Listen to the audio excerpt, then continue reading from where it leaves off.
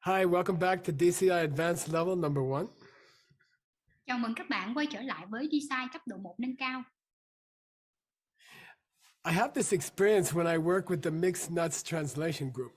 Tôi có một cái trải nghiệm khi mà tôi làm việc với lại cái nhóm mà phiên dịch Mixed Nuts. The book that this whole level is based on Mà cái cuốn sách mà toàn bộ cái cấp độ này mà dựa trên cái cuốn sách đó, it's called Emptiness Meditations. nó được gọi là thiền định tính không. And we worked on that book for 5 years. Và chúng tôi đã làm việc về cuốn sách này ở dịch nó trong vòng 5 năm. We had almost 200 classes about that book. Và chúng tôi đã có khoảng 200 lớp học về cuốn sách này.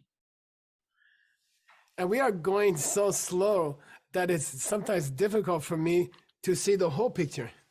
Và chúng tôi đi rất là chậm nên thỉnh thoảng rất là khó cho tôi để mà có thể nhìn thấy toàn diện bức tranh, toàn cảnh. And I think the same thing can happen when we do a DCI level. Và tôi nghĩ cái điều tương tự nó xảy ra khi chúng tôi làm cái cấp độ DCI này. I think you know by now that a DCI manual is not the same as any other training company manual. Và tôi nghĩ rằng các bạn đều biết đó, Bôn, là cái việc mà thiết kế cái tài liệu này nó sẽ không giống như cái việc mà giống như tài liệu của những công ty đào tạo khác.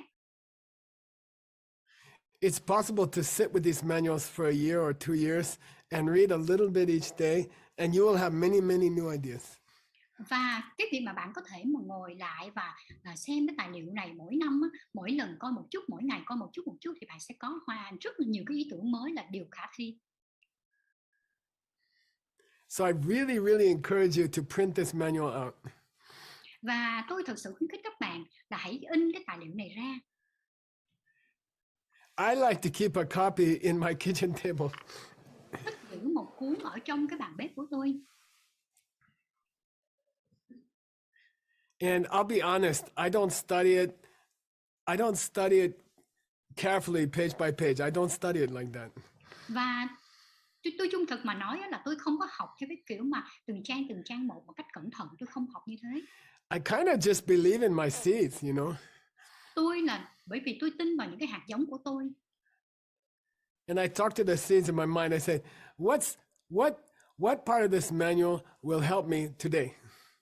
Thì tôi nói với lại cái cuốn tài liệu của mình đó, tôi nói với những cái hạt giống trong tâm trí của mình đó, là những cái phần nào trong tài liệu nào nó sẽ giúp cho tôi trong ngày hôm nay. And then I close my eyes and I open the book and I just read one page. Và sau đó tôi nhắm mắt lại và tôi bắt đầu mở cái cuốn sách ra ở bất kỳ một cái trang nào và tôi chỉ đọc một trang thôi. So when we study like Mixed Nuts, it takes us 200 classes to finish one book. Và khi chúng tôi học giống như cái cách của bên Mixed Nuts đó, thì chúng tôi mất 200 lớp học mới hoàn thành một cuốn sách.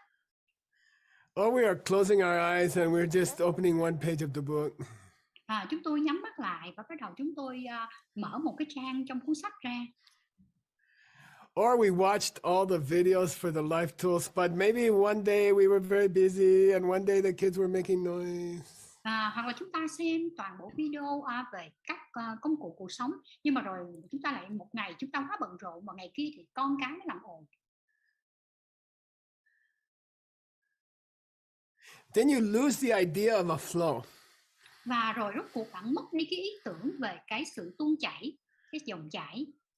So I like to have a special class. Và vì vậy mà tôi muốn có một cái lớp học đặc biệt. And I like to talk about the flow of the 12 life tools of advanced level number 1. Và tôi thích nói về cái dòng chảy của 12 cái công cụ, cái sự tuôn chảy của 12 cái công cụ trong cái cấp độ DCI cấp độ 1 nâng cao này. And I think it's a great review for all of us. Và tôi nghĩ đây là một cái phần ôn bài rất là tuyệt vời cho tất cả chúng ta. I don't want you to take this course and you don't use it. Tôi không muốn là các bạn tham gia khóa học này rồi các bạn lại không sử dụng nó. I heard a very sad statistic in United States. Tôi có nghe một cái sự thống kê rất là buồn ở Mỹ. Do you know now in United States there's more yoga studio than McDonald's? Các bạn biết là ở Mỹ á, là hiện nay á, nó có những cái có nhiều cái yoga, cái trung tâm tập yoga hơn là McDonald's. There's thousands and thousands of McDonald's, Nó có hàng ngàn cái cửa hàng McDonald's, but there's more yoga studios. nhưng mà nó vẫn nhỏ hơn. And Nhưng mà in those studios, you can take a special course. và trong những cái phòng tập yoga này, bạn có thể tham gia những cái khóa học đặc biệt. You can learn to be, you can pay a lot of money and you will learn to be a yoga teacher. Bạn có thể trả rất là nhiều tiền và bạn sẽ được học cái cách để mà trở thành giáo viên yoga. But I saw a very surprising number. Nhưng mà tôi thấy một cái con số nó đáng ngạc nhiên. 80% of the people who get the yoga teacher certificate never teach yoga after that. Là 80% những cái người mà nhận được cái bằng gọi là giáo viên yoga lại không bao giờ dạy yoga sau đó. So grandpa really doesn't want you to take this course and then you don't use it. Vì vậy mà người ông này không muốn các bạn là tham gia khóa học xong rồi lại không sử dụng nó. Then you wasted your time and I wasted my time also. Và vì vậy bạn phí phạm thời gian của bạn và tôi cũng phí phạm thời gian của tôi luôn. So let's look at the whole course for 1 hour. Bây giờ chúng ta sẽ xem xét lại toàn bộ cái khóa học này trong vòng 1 giờ. Let's look at the flow of the 12 life tools. Bây giờ chúng ta hãy xem xét cái tiến trình của 12 cái công cụ này. And I'm going to connect each life tool with one image, one picture. Và tôi sẽ kết nối mỗi một công cụ cuộc sống với một cái hình ảnh. And I'll tell you a special technique that I use. Và tôi sẽ kể cho các bạn nghe về cái kỹ thuật đặc biệt mà tôi sử dụng. I don't know about you, but sometimes I can't sleep, you know. Tôi không biết các bạn thì thế nào, nhưng mà thỉnh thoảng tôi không ngủ được. I would just wake up at 3 o'clock and I'm not sleepy. You know? Đôi khi tôi thức dậy vào lúc 3 giờ sáng mà tôi không ngủ lại được. Or oftentimes I will go to like the dentist and I will get there on time and they will tell me to wait for 45 minutes. Hoặc là thỉnh thoảng tôi đi đến chỗ nha sĩ rồi tôi đến đúng giờ nhưng mà rồi họ yêu cầu tôi chờ 45 phút. Then about almost 50 years ago, I developed a method to use this time. Và trong khoảng 50 năm qua đó là tôi đã triển khai một cái phương pháp để có thể sử dụng những khoảng thời gian này. So you know I'm sitting in the dentist office. Và các bạn biết là khi mà tôi ngồi ở trong cái văn phòng nha sĩ, I'm waiting for the dentist. tôi chờ đợi nha sĩ. I don't know about the dentist in your country, but in America, Tôi không biết nha sĩ ở đất nước bạn thế nào, nhưng mà ở Mỹ the dentist will leave stupid old magazines in the waiting room, and it's unbelievable waste of time, you know. những người nha sĩ họ sẽ để những cái cuốn tạp chí mà cũ hoặc gọi là ngốc nghếch ở trong cái phòng chờ và cái điều đó là một cái sự phí phạm thời gian mà khó tin được. Hey, Sugang, now they have a new system. They will show cooking show on the TV to the people waiting to get their teeth drilled. Thì Sukan bây giờ họ có một cái hệ thống mới là họ cho xem những cái chương trình nấu ăn trên TV cho những người mà đã chờ đợi đến lượt mà làm răng của họ. It's unbelievable boring, you know. Thì cái điều đó nó rất là chán không thể nào tin được. So almost 50 years ago, I developed a special method. Và vì vậy trong 50 năm qua là tôi đã phát triển một cái phương pháp đặc biệt. I will close my eyes like I'm almost sleeping. Và tôi sẽ nhắm mắt lại giống như là tôi đang ngủ. And I will play a game with myself. Và tôi sẽ chơi một cái trò chơi với chính mình. Hey, Mike. Mai à? Do you remember the 12 life tools from Advanced Level 1? Bạn có nhớ 12 cái công cụ cuộc sống trong cái design cấp độ 1 nâng cao No. không? Không. Do you remember any of them? Bạn có nhớ bất kỳ một cái nào trong đó hay không? Kind of, I think so. Có lẽ là tôi nghĩ là tôi nhớ một cái gì đó. I'll tell you what, Mike. Do you remember the pictures they used? Tôi sẽ nói với bạn Mai à. Bạn có nhớ cái bức tranh mà họ sử dụng hay không? Những cái tấm hình á. Then that's a lot easier. Cái điều đó thì nó dễ hơn rất nhiều. Oh yeah, I remember a picture of a train. Tôi nhớ rồi, tôi nhớ có một cái tấm hình mà của chiếc xe hơi. And there was a picture of a chiếc xe building hơi in New York, you know. Và có một cái tấm hình về một cái tòa nhà ở New York. And then I will start to bring the pictures up in my mind. Và bắt đầu tôi gợi lại những tấm hình ở bên trong tâm trí của tôi. And then I can remember the meaning of the life tool that goes with that picture. Và rồi tôi sẽ nhớ được cái ý nghĩa của cái công cụ cuộc sống mà nó đi cùng với cái tấm hình đó.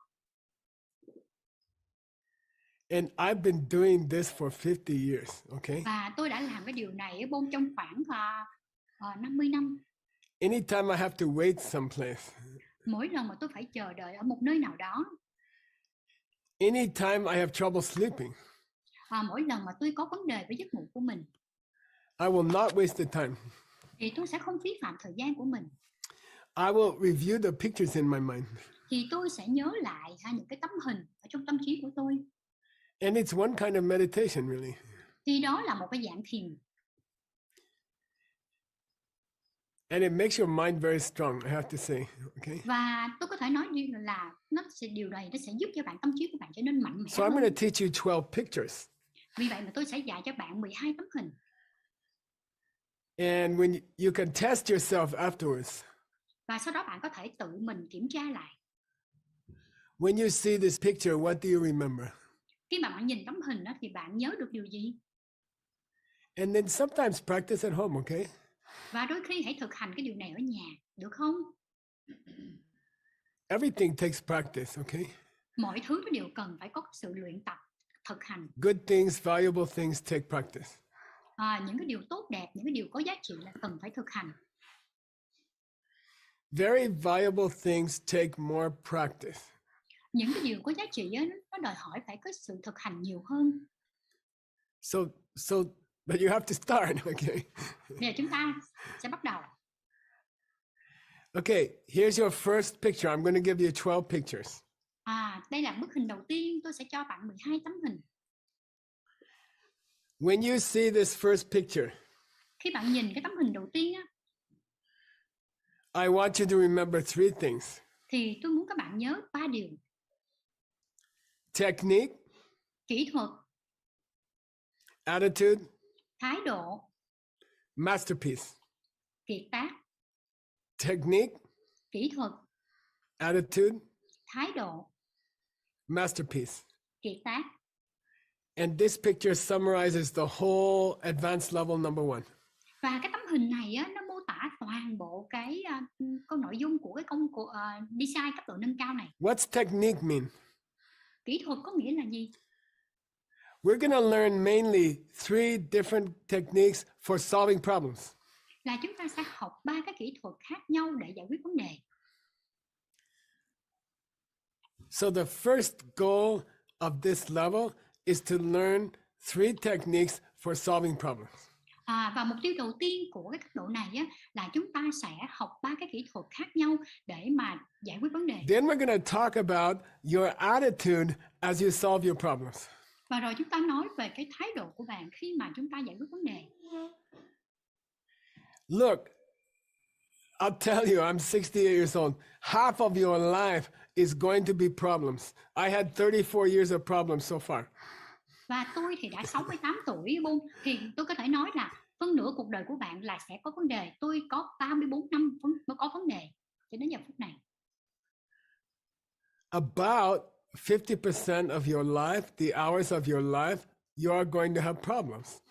Khoảng 50% cuộc đời của bạn, cái khoảng thời những cái giờ của bạn thì bạn sẽ có vấn đề. And your attitude about your problems is going to decide how you feel for 50% of your life. Thì thái độ của bạn về những cái vấn đề của mình là bạn phải quyết định là bạn cảm thấy thế nào về 50% cái cuộc đời của mình. And you know, they don't teach you in the university. Và các bạn biết là người ta không dạy bạn điều này trong bất kỳ trường đại học nào. At my school, Princeton University, we didn't have a course called Solving Problems Attitudes. Ở trường đại học Princeton của tôi thì chúng tôi không được học cái khóa học nào mà gọi là thái độ giải quyết vấn đề. But if you can learn to examine and improve your attitude about your problems, Nhưng mà bạn có thể học và kiểm tra, cải thiện cái thái độ của bạn về vấn đề của mình. then that 50% of your life becomes a happy. Thì như vậy cái 50% còn lại trong cuộc đời của bạn nó sẽ trở nên vui vẻ. And just to summarize, we're going to change the attitude from ignoring your problems Thì tóm tắt lại là chúng ta sẽ thay đổi cái thái độ của mình từ cái việc mà mình phớt lờ vấn đề up to having big fun with your problems. chuyển thành một cái niềm vui lớn với vấn đề của mình. You're going to have so much fun with your problems that the other half of your life is also going to be happy. Bạn sẽ trở nên có rất là nhiều cái niềm vui rất là lớn với vấn đề của mình, nên cái phân nửa cuộc đời còn lại của các bạn nó sẽ trở nên rất là vui vẻ hạnh phúc. So you need techniques to solve problems. Như vậy là bạn cần cái kỹ thuật để giải quyết vấn đề. You need a happy, courageous attitude about your problems. Yes. Bạn cần có một cái thái độ gọi là dũng cảm, vui vẻ về vấn đề của mình. And thirdly, solving a problem is not enough. Và cái thứ ba là giải quyết vấn đề là không có đủ. We want to turn the problem into something amazing. Chúng ta muốn chuyển cái vấn đề thành một cái điều gì đó rất là tuyệt vời. Then that's a complete course. It's helped you your whole life. Và đó là một cái khóa học hoàn chỉnh, nó sẽ giúp bạn trong cả cuộc đời của bạn. Hey, when you get a problem, do you know what to do? Khi bạn có vấn đề thì bạn có biết phải làm gì không? Yeah, I got techniques. I got different techniques, you know. Tôi có kỹ thuật, tôi có những kỹ thuật khác nhau. Well, how do you feel when you get a problem? Bạn cảm thấy thế nào khi bạn có vấn đề? Oh, I used to get upset. Now I'm so happy. I attack them, you know. Trước đây là tôi đã từng rất là bực bội, nhưng bây giờ tôi cảm thấy vui vẻ, tôi tấn công cái vấn đề. Yeah, well, what's your history with your problems? What happens with your problems? Cái lịch sử về cái vấn đề của bạn là gì? Là chuyện gì xảy ra với những vấn đề của bạn? Well, to tell you the truth, after I took the advanced level 1, Tôi nói thật với bạn là sau khi tôi tham gia khóa học đi sai cấp độ nâng cao the things that used to be my problems are now my favorite things. Unbelievable success. Thì những điều mà đã từng là vấn đề của tôi bây giờ nó lại trở thành những cái điều yêu thích của tôi. Đó là một cái sự thành công không thể nào tin được. So that's life tool number 1. Đó là công cụ cuộc sống số 1. Just a summary about technique. Chúng ta vừa mới ôn lại là tóm tắt lại là về kỹ thuật, attitude, thái độ nè, and making masterpiece out of your problems. và tạo ra kiệt tác từ cái vấn đề của mình. Okay, what's life tool number 2? Rồi công cụ cuộc sống số 2 là gì? By the way, when you see the solution picture, you're going to think 3 things now. Okay? Nhân tiện khi bạn nhìn thấy tấm hình mà về giải pháp là cái tấm hình này thì bạn sẽ bắt đầu suy nghĩ đến 3 thứ. When you see this solution picture, you say technique, attitude, masterpiece. Khi bạn nhìn thấy tấm hình giải pháp thì bạn nhớ lại là kỹ thuật nè, thái độ nè, kiệt tác nè. Let's go to life tool number 2. Bây giờ chúng ta qua cái công cụ cuộc sống số 2. When you see this picture, I just want you to remember one thing. Khi bạn nhìn thấy cái tấm hình này, cái tòa nhà này tôi muốn bạn nhớ một điều. Chỉ một điều. This is the most famous building in the United States. Đây là một cái tòa nhà mà nổi tiếng nhất ở Mỹ, ở Hoa Kỳ. It has been there almost 100 years. Nó đã ở đó khoảng 100 năm rồi. And if you could talk to this building, nếu bạn có thể nói chuyện với tòa nhà này if you ask this building, what do you want in your life? What's your goal in life? Nếu bạn hỏi tòa nhà là bạn muốn gì trong cuộc đời của bạn, mục tiêu của bạn trong cuộc đời của bạn là gì? The building will give you a very strange answer, you know. Thì cái tòa nhà nó sẽ cho bạn một câu trả lời rất là kỳ lạ. I want to push myself into the ground. Tôi muốn ép bản thân mình xuống cái nền đất này. The goal of my life is to fall down. Cái mục tiêu của cả cuộc đời của tôi là sụp đổ. Not just that, I want to become powder. Không chỉ vậy mà tôi còn muốn mình biến thành bột. This is entropy. We call entropy. Thì đây được gọi là entropy, tức là sự The hỗn loạn. atoms inside every object in your world, they don't want to stay there. They want to get out. Thì những cái nguyên tử mà ở bên trong mỗi cái vật chất á, mỗi cái vật ở trên cái thế giới của bạn á, chúng không muốn ở đó mà chúng muốn thoát ra ngoài. The buildings are trying to fall down. Những cái tòa nhà đó đang cố gắng sụp đổ. The cars are trying to break. Xe hơi thì cố gắng là gọi là bị vỡ tan ra. The human bodies are trying to die. Còn cái cơ thể của con người thì đang cố gắng là chết đi. Everything wants to become dust. Tất cả mọi thứ đều muốn trở thành bụi, cát bụi. This is what every object in the world wants to do in the future. Thì đây là những cái mà tất cả mọi cái vật thể ở trong cái thế giới này đều muốn làm ở trong tương lai. Don't come to me and say, "Oh, Gesla, I have a problem." Vì vậy mà đừng có đến gặp tôi và nói rằng là ôi Gacy tôi có một vấn đề. Of course you have a problem. Your atoms want to fall apart. Dĩ nhiên là bạn có vấn đề bởi vì những cái nguyên tử của bạn nó đang muốn Your marriage wants to fall apart. Cái hôn nhân của bạn cũng muốn là tan vỡ, chia Your rẽ family ra. wants to fall apart. Thì gia đình của bạn cũng muốn chia rẽ luôn. Your country wants to fall apart. Đất nước của bạn cũng muốn sụp đổ luôn. The sky wants to fall apart. Và cái bầu trời nó cũng muốn sụp đổ, nó muốn chia ra. Don't tell me you have a problem. Of course you have a problem. Đừng nói với tôi là bạn có vấn đề. Dĩ nhiên là bạn có vấn đề rồi. To really get a healthy attitude about your problems, Thì để mà thật sự có một cái thái độ lành mạnh về vấn đề của bạn á, you must admit to yourself in your own mind thì trong tâm trí của bạn á, bạn phải công nhận với chính mình là the future of everything in your life is problems. Là tương lai của tất cả mọi thứ trong cuộc đời của bạn đều gọi là vấn đề. Everything in your life wants to fall apart. Tất cả mọi thứ trong cuộc đời của bạn nó đều muốn tan rã. Don't be, I have problems. What, are you surprised? Đừng có ngạc nhiên là tôi có vấn đề. Tại sao lại ngạc nhiên tôi chứ? The atoms want to fall down. Of course you have problems. Cái nguyên tử nó muốn sụp đổ mà, dĩ nhiên là bạn phải có điều đó thôi. Okay, third life tool is a train. Thì cái công cụ cuộc sống số 3 nó là chiếc xe lửa. And we started to talk about an idea called the four truths. Thì chúng ta đã nói về một cái ý tưởng được gọi là 4 sự thật hay là 4 chân lý. The first truth is listen. You're going to have a problem with everything. Just expect it. Thì cái sự thật đầu tiên á, là bạn sẽ có vấn đề. Thành ra là về mọi thứ ha, thành ra là cứ kỳ vọng là bạn sẽ có vấn đề. As soon as you have a thing, you're going to have a problem with the thing. That's in nature. Khi mà bạn có một cái gì đó thì bạn sẽ có vấn đề với vấn đề cái đó, đó là cái bản chất. That's the first truth that was taught 2,500 years ago. Đó là cái sự thật đó đã được dạy cách đây 2.500 năm về trước. You don't need Einstein or Stephen Hawking to tell you everything's going to fall apart.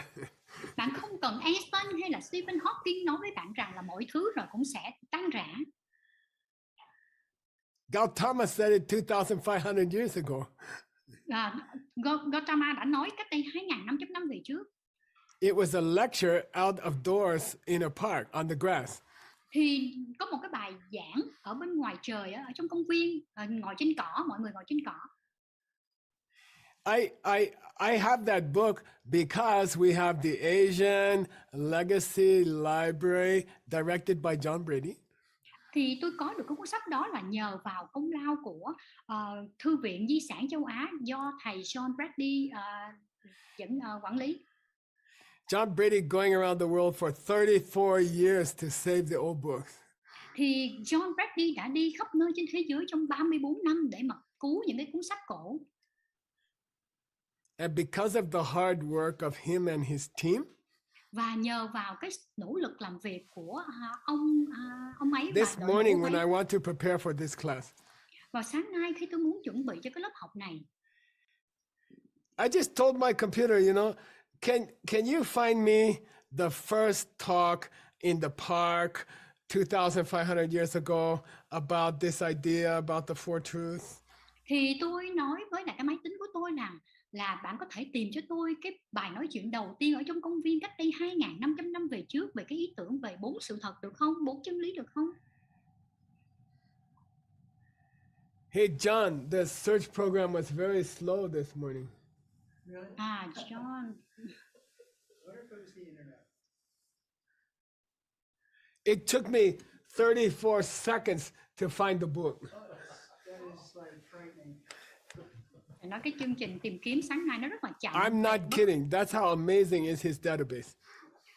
Thì tôi không có nói đùa ha, đó là một cái cơ sở dữ liệu của I thầy found tuyệt that vời không talk như thế in này. 34 seconds. Tôi đã tìm cái bài nói đó trong vòng 34 giây. And it is so, so beautiful. You won't believe it. Okay. Thì cái bài giảng đó nó rất là tuyệt vời, bạn không thể nào tin được đâu. Hey, Sugang, we should translate it, okay? Sukan chúng ta nên dịch cái bài này, được không? Okay, so life tool number 3. Và cái công cụ cuộc sống số 3. The first truth is, look, everything's going to fall apart in your life. Thì cái sự thật đầu tiên là mọi thứ trong cuộc đời của bạn rồi nó sẽ tan rã. Why are you so surprised that you get problems sometimes? Vì vậy mà tại sao bạn lại ngạc nhiên khi mà bạn có vấn đề, thỉnh thoảng bạn có vấn đề cơ chứ? But the second truth is more interesting. Nhưng mà cái sự thật thứ hai thì nó thú vị hơn. Where did those problems come from? Là những cái vấn đề này nó đến từ đâu? And I kept getting this picture in my mind. Tôi có thể là giữ cái tấm hình này trong tâm trí của tôi. I remember because I didn't have any money when I was living in the Himalayas, I will always take the train. Thì lúc mà tôi còn sống ở Himalaya, lúc đó tôi không có nhiều tiền, do đó tôi luôn là phải đi xe lửa. And there's a heavy fog. Often there's a heavy fog. Và ở đó thường sương mù thì dày đặc. And I remember one train, I waited for that train for 24 hours. Và tôi còn nhớ có một chiếc xe lửa, tôi đã chờ chiếc xe lửa đó trong 24 tiếng đồng hồ. Hey, Connie, there's an old joke about India train. Có một cái câu nói đùa về cái xe lửa của Ấn Độ. Mr. Smith is standing with Mr. Gulabkati in the Bombay train station. Mr. Smith đứng cùng với lại Mr. Gulagambe ở trạm xe lửa Mr. Bombay. Smith is from America. Mr. Gulabkati said to Mr. Smith, Mr. Kulapata nói với lại Mr. Smith. now, Mr. Smith, in India, sometimes the train is late, okay? Please don't mind. Mr. Smith xe lửa Ấn Độ thỉnh thoảng nó bị trễ, do đó đừng có lo. Mr. Smith asked, well, how late the train? How late? Mr. Smith mới hỏi rằng là chiếc xe nó trễ bao lâu? Mr. Gulabkati said, well, sometimes it's pretty late, you know. Mr. Kulapata mới nói rằng thỉnh thoảng nó rất là trễ. They are waiting on the platform for the 3 o'clock train. Và họ chờ đợi trên cái chỗ sân ga bông khoảng 3 tiếng đồng hồ. At 3 o'clock exactly, train come out of the fog. Tuk, tuk, tuk, tuk, tuk, tuk. Exactly 3 o'clock. Đúng 3 giờ chiếc xe lửa bắt đầu nó hiện ra trong cái làn sương mù và đúng 3 giờ. Mr. Smith said to Mr. Gulabkati, look, the train is exactly on time. What are you talking about? Mr. Smith mới nói và lại Mr. Kulapati bông là chiếc xe lửa đến đúng giờ mà, anh đã nói gì vậy? Mr. Gulabkati said, yes, Mr. Smith, but this is yesterday's train. Thì ông Kulapata mới nói rằng đúng rồi ông Smith nhưng mà đây là chiếc xe lửa của ngày hôm qua. So anyway, I took this train one time. Và có dù sao đi nữa thì tôi cũng đã tự đi chiếc xe lửa này. Hey Stanley, what's that saying in Jinkanjing about the primordial darkness and everything came out of chaos or something like that? What's the name?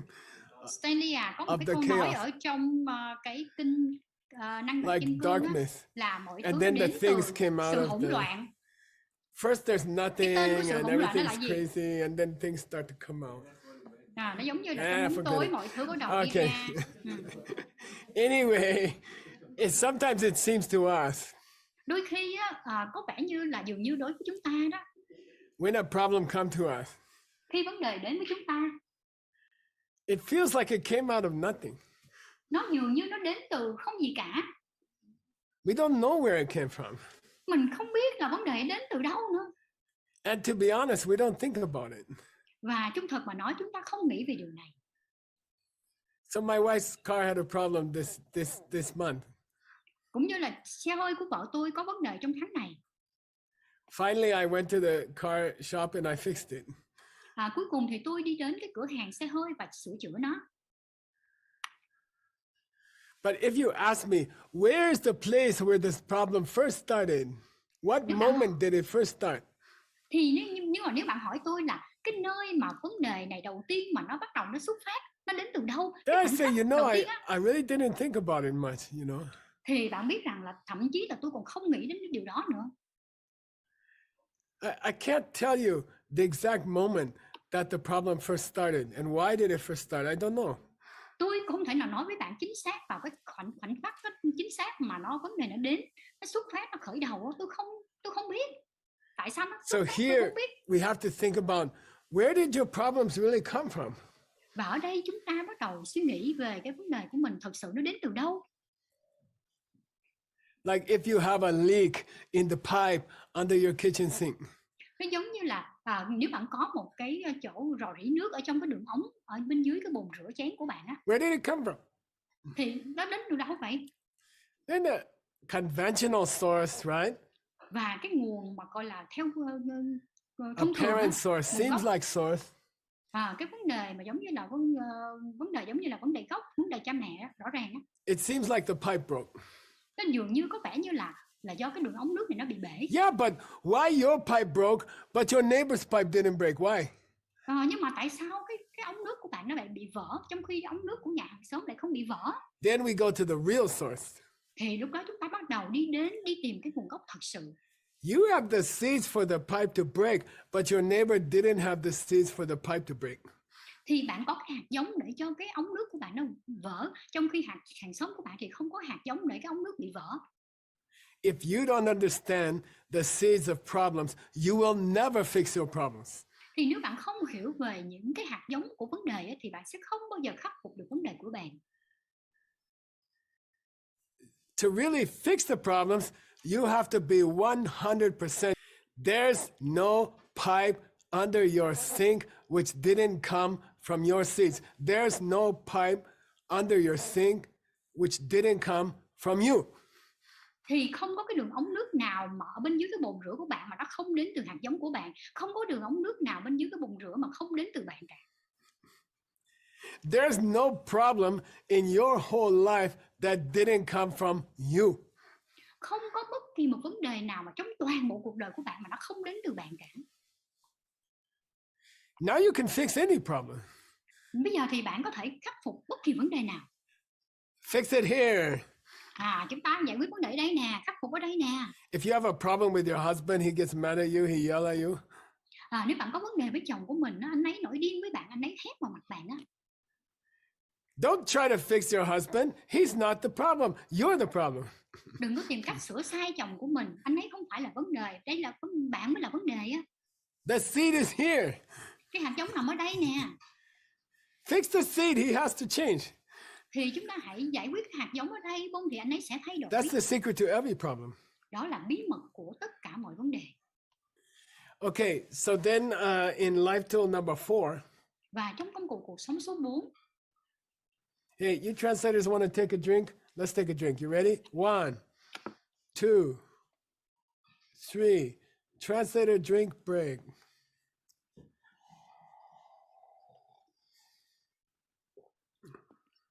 Yeah, that's a good idea. Cheers. Okay. Life tool number 4. Công cụ cuộc sống số 4. 3 suggestions to stop your problems technique. 3 cái gợi ý để mà chấm dứt cái vấn đề của mình ha. Đây là cái kỹ thuật. Okay, and I'm going to give a real example. Và tôi sẽ cho bạn một cái ví dụ thật sự. So, you know, I have to drive to the college to teach every day. It takes about 45 minutes. Và các bạn biết là mỗi ngày á, tôi phải nằm ở Sedona, bang It's Arizona. a small city. Nó là một cái thành phố nhỏ. Only 10,000 people here. Chỉ có khoảng 10.000 người ở đây thôi. But 5 million people come every year to visit. Nhưng mà mỗi năm á, nó lại có tới 5 triệu người đến đây để tham quan. It's a small city. There's not room for 5 million people to drive a car. Thành ra là nó là một cái thành phố nhỏ, nó không có đủ chỗ cho 5 triệu người đến để lái xe. So all the drivers start driving crazy. Và tất cả những cái người lái xe bắt đầu là lái một cách là điên rồ.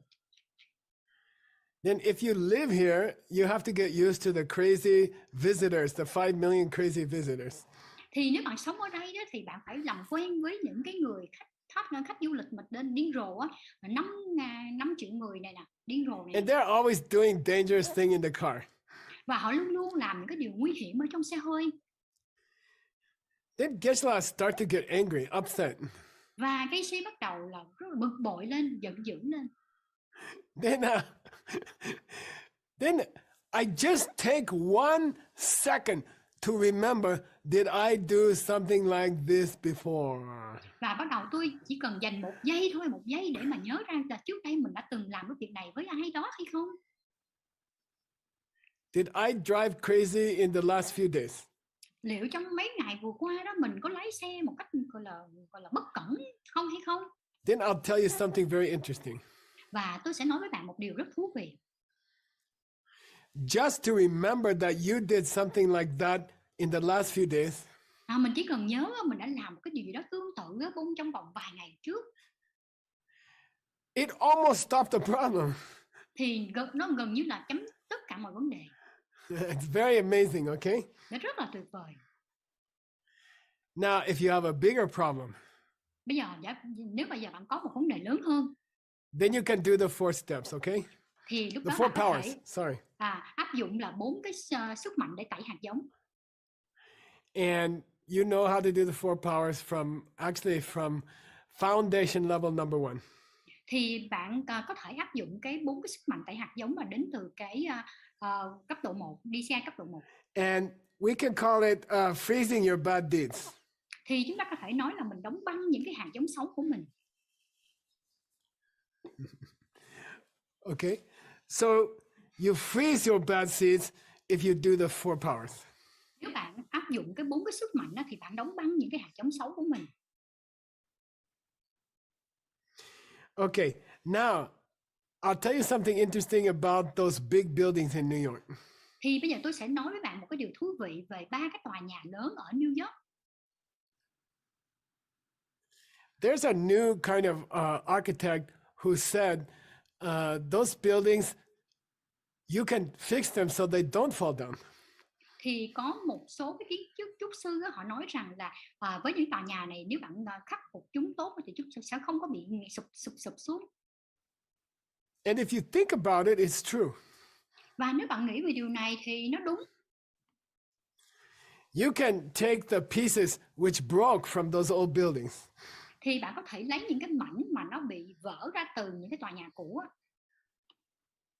And you can fix them each time one piece break, you put a new piece.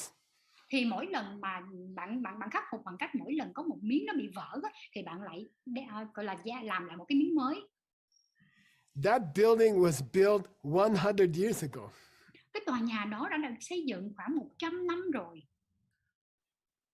There's almost no piece in that building which is the original piece. Thì gần như là không có cái mảnh nào mà trong cái tòa nhà đó nó là cái mảnh gốc ngay từ đầu cả. It's true that every good thing in your life is coming from seeds. Thì mọi thứ tốt đẹp trong cuộc đời bạn nó đều đến từ hạt giống, thì đó là sự thật. It's true that when the seed gives its result, the seed will die. Thì và khi mà cái hạt giống nó cho ra kết quả, nó tạo ra quả thì nó sẽ chết, thì đó cũng là sự thật. When the tree goes from the seed, the tree kills the seed. Thì khi cái hạt giống nó mọc ra từ cái hạt giống, cái cây nó mọc ra từ hạt giống, thì cái hạt cây này nó giết chết cái hạt giống. And the seed pushed the tree into existence. Và cái hạt giống đó, nó sẽ đẩy cái cây ra cái sự biến thành cái sự tồn tại. But when the energy of the push is finished, the tree will fall down. Nhưng mà khi cái năng lượng mà nó đẩy cái cây ra nó kết thúc á, thì cái cây nó sẽ ngã xuống. But if it's possible, a new seed will push the tree again, and a new seed will push the tree again, and a new seed will push the tree again, then the tree can stay forever. thì liệu có một cái khả năng nào mà cái hạt giống mới nó sẽ thúc đẩy cái cây một lần nữa, hạt giống mới là lại thúc đẩy cái cây lần nữa, và hạt giống mới thúc đẩy cái cây lần nữa, thì lúc đó cái cây tồn tại ở đó mãi mãi không? It's possible. Điều đó có thể được. It's possible when you have a big problem. Điều đó có thể được nếu bạn có một vấn đề lớn. You can use new seeds in each part of the problem. Thì bạn có thể sử dụng những cái hạt giống mới trong mỗi phần của vấn đề. And it is possible that you can create a life with no problems. Và cái việc mà bạn tạo ra một cuộc đời mà không có vấn đề là một điều khả thi.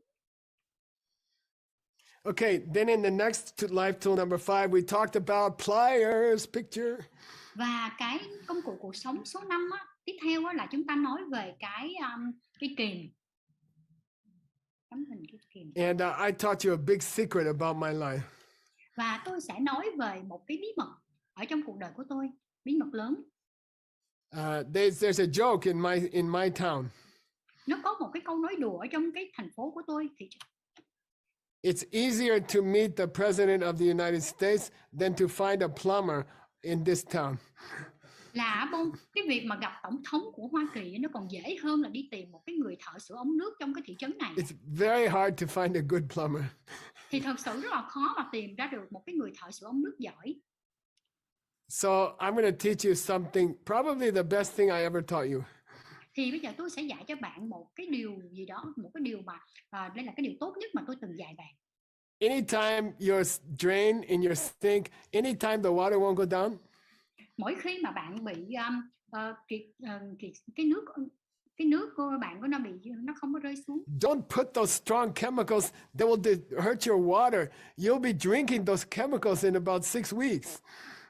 Thì bạn không được cho hóa chất mạnh vào trong cái này không? Bởi vì nó sẽ làm hư cái nước của bạn. Bạn sẽ uống cái hóa chất trong vòng 6 tuần. And don't call a plumber. You know, when the plumber in America, when you call the plumber and they come to your house and they say, I don't know how to fix it, still they charge you $300. Thì đừng bao giờ gọi thợ sửa ống nước. Bạn biết không, là khi mà một thợ sửa ống nước ở Mỹ gọi họ đến thì họ đến nhà mà họ nói là họ không biết cách sửa cái ống nước, nhưng mà họ vẫn tính phí bạn là $300 công đến. Bạn sao học điều này? So every time the plumber comes to my house, I spy on him to learn how to do what he's doing. I can save $300 every day. Và mỗi lần mà người thợ sửa nước mà đến nhà của tôi thì tôi giống như là nghi ngờ ông ấy, là sẽ hỏi là làm thế nào, và tôi có thể tiết kiệm là $300 mỗi ngày. Then I saw, actually, so again, he's cheating me. It takes 10 seconds to fix the drain. It takes 10 seconds. Và thật sự tôi có thể nói rằng Musican anh ta lừa tôi, bởi vì anh ta chỉ mất có 10 giây để khắc phục cái đường mà thoát nước thôi. He has these special pliers. Anh ta có một cái kìm rất là đặc biệt. Then they fit down the drain. You just pull out the junk and it's finished. $300. Anh ta chỉ lấy cái kìm. I want to be a plumber. Forget this DCI. Anh đưa vào trong cái đường cống nước bông, xong đó anh ta kéo ra những cái rác rưởi ở bông, sau rồi xong $300. Mà tôi muốn trở thành cái thợ sửa nước, quên mất cái DCI luôn đi. I have to work much harder in DCI to make 300. He make with one of those special pliers. Thì tôi phải làm việc rất là chăm chỉ trong DCI để kiếm được $300, còn anh ta chỉ một cái kìm đặc biệt đơn giản đó mà kiếm được $300 mong làm. Gesla, why are you talking about pliers? You're supposed to be talking about the problems in my life.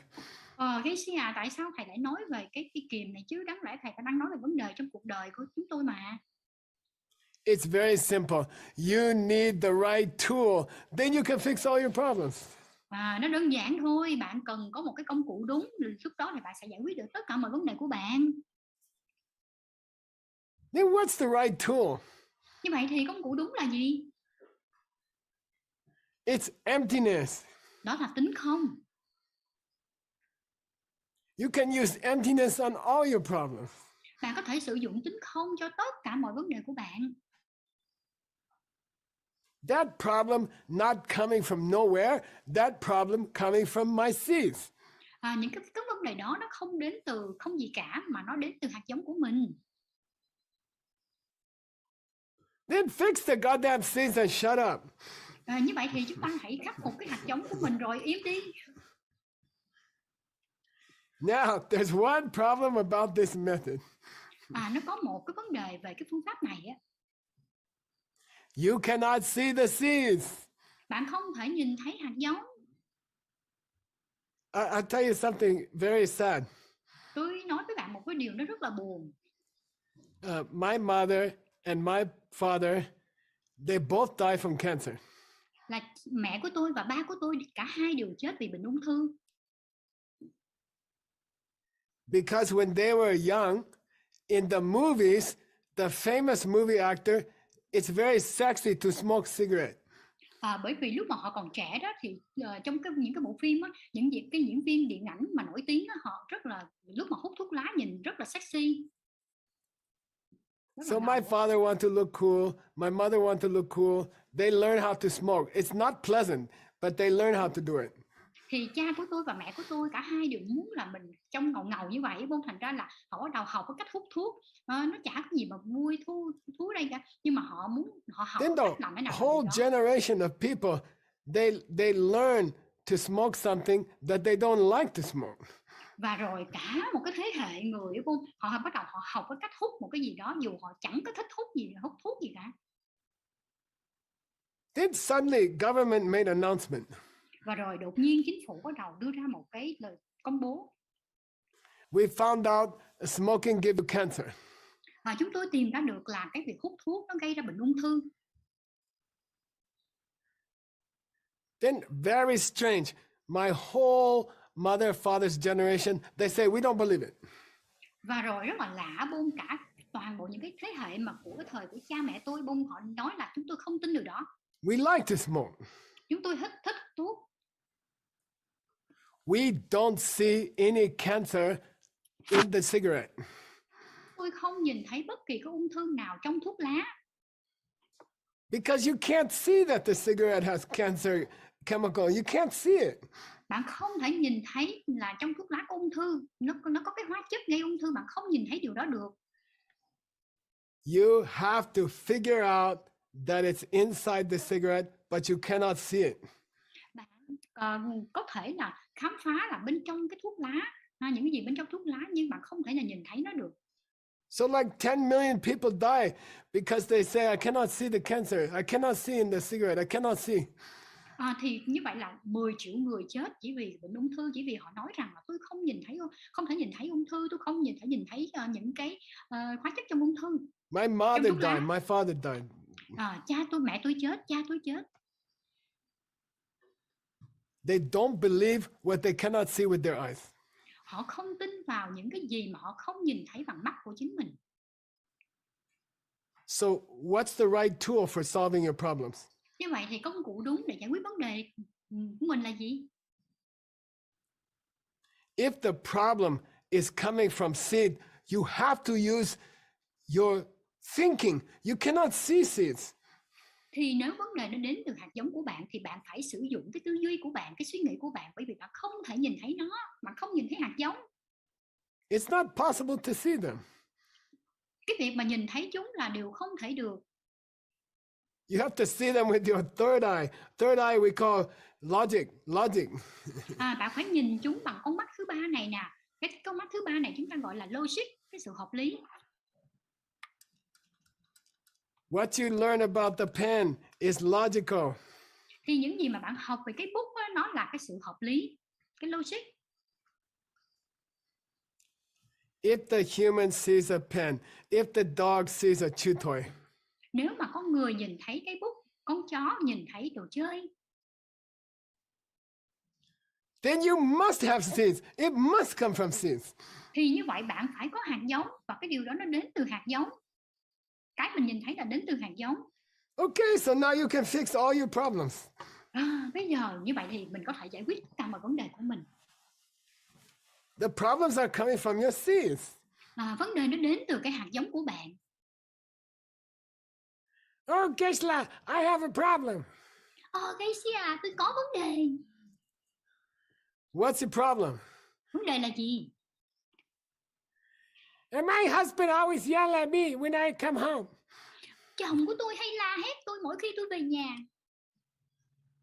Why he yell at me? Why? Tại sao anh ấy lại hét tôi hay la hét tôi? Tại sao? Well, what do you think? Bạn nghĩ gì? Oh, Gisela, I think he's hungry. Every time he get hungry, he get irritable. That's what he's hungry. Casey tôi nghĩ là do anh ấy đói bụng. Mỗi khi anh ấy đói bụng là anh ấy bắt đầu bực bội lên. Thì tôi nghĩ chắc là nguyên nhân là anh ấy đói bụng. Listen, it's possible your husband is hungry, but I don't think so. Most husbands will stop for pizza on the way home. Hãy nghe này, Bôn, cái việc mà chồng bạn đói bụng là cái điều có thể. Nhưng mà tôi không nghĩ như vậy. Phần lớn Bôn, những cái người chồng thì sẽ dừng lại ăn pizza đâu đó chưa trên đường về nhà. Why your husband yelling at you? You have seeds in your mind. Tại sao chồng lại hét vào mặt bạn? Là bởi vì bạn có hạt giống trong tâm trí của bạn. Oh, Gisela, I cannot feel the seed in my mind. Casey tôi không có thể nào cảm nhận được cái hạt giống ở trong tâm trí của tôi. You can't feel the seed with your fingers. You have to understand the seed with your mind. Bạn không thể nào cảm nhận cái hạt giống bằng cái ngón tay của mình được. Bạn phải hiểu được cái hạt giống ở bên trong tâm trí của mình. Then you can fix your problems. Thì khi đó bạn mới có thể giải quyết được vấn đề của bạn. Then the attitude part is easy. Thì như vậy cái phần thái độ nó trở nên dễ dàng hơn. It's not enough to have new techniques to solve your problems. Thì đôi khi đó cái việc mà mình có sử dụng có những cái kỹ thuật mới để giải quyết vấn đề là không đủ. You gotta have a new attitude. Thì bạn phải có một cái thái độ mới. Your attitude has to grow up like a kid has to grow up, like my tree has to grow up. Thái độ của bạn nó cần phải phát triển, nó cần phải tăng trưởng, giống như một đứa trẻ nó cần phải lớn lên, giống như là bé Mai Tree cũng cần phải lớn lên. Okay, what's 2-year-old attitude? 2-year-old attitude. Như vậy thì cái thái độ mà 2 tuổi là gì? I don't want to look at the problem. I don't want to look at the problem. Tôi không muốn nhìn thấy vấn đề, tôi không muốn nhìn thấy vấn đề.